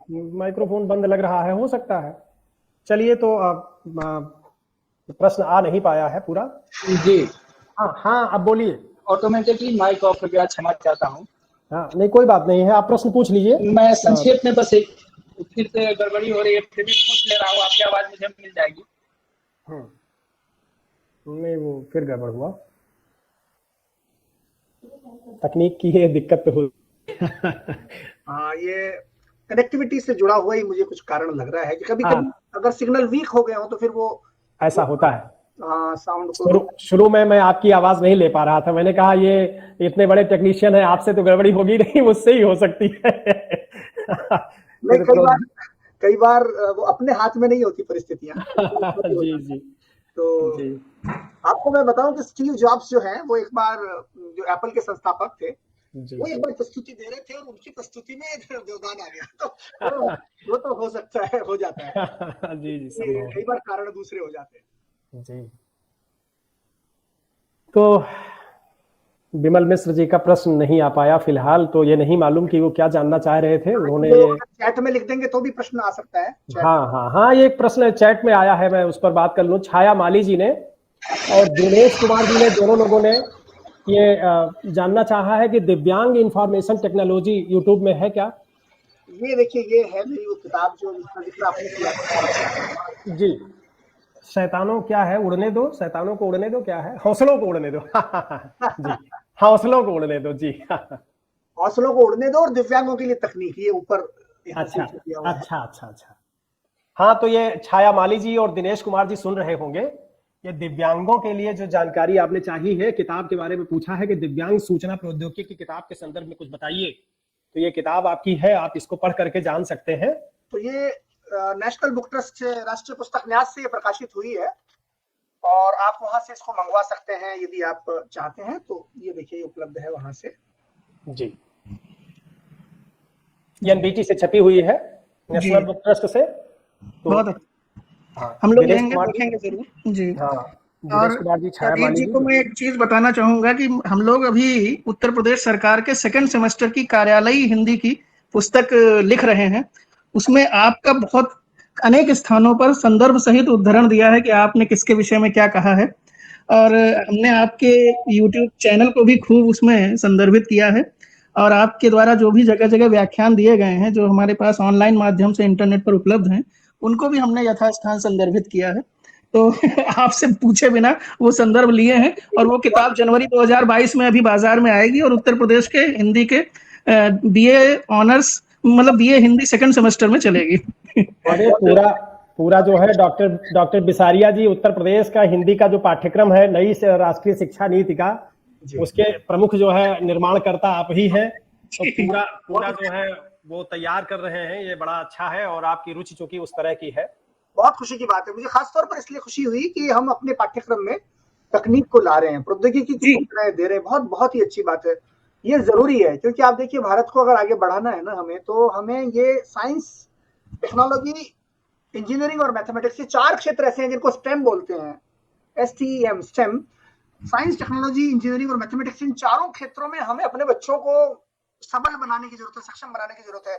उनमें शुरू से ही अगर हम इस प्रकार के बीज डाल देंगे तकनीक के, तो आगे बहुत बहुत लाभ होगा, क्योंकि इनोवेशन आने लगेगा, नवाचार होने लगेगा, उनके मन में उद्यमिता आने लगेगी, आत्मविश्वास बढ़ने लगेगा, तकनीक के प्रयोग में आत्मविश्वास बढ़ेगा। तो तमाम किस्मों में ये जरूरी है, क्योंकि आप देखिए जिन देशों ने भी तरक्की की है, चाहे अमेरिका हो, चाहे जापान हो या चीन हो, वहां पर विज्ञान और तकनीक को बड़ी प्रधानता से पढ़ाया गया, उनके पाठ्यक्रम में वो बड़ी प्रधानता से आती है। तो ये जो कार्य हमारे यहाँ अगर हो रहा है, थोड़ा स्तुत्य कार्य है, और इसकी तो हमें बहुत आवश्यकता है।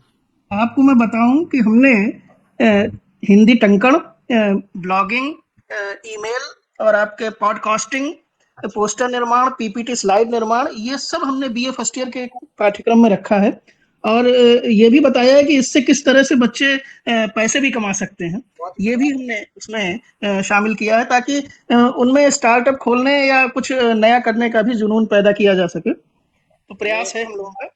बानेंदु जी, मैं बता दूं कि ये डॉक्टर पुनीत बिसारिया ने परंपरागत हिंदी शिक्षकों के लिए बहुत परेशानी खड़ी कर दी है।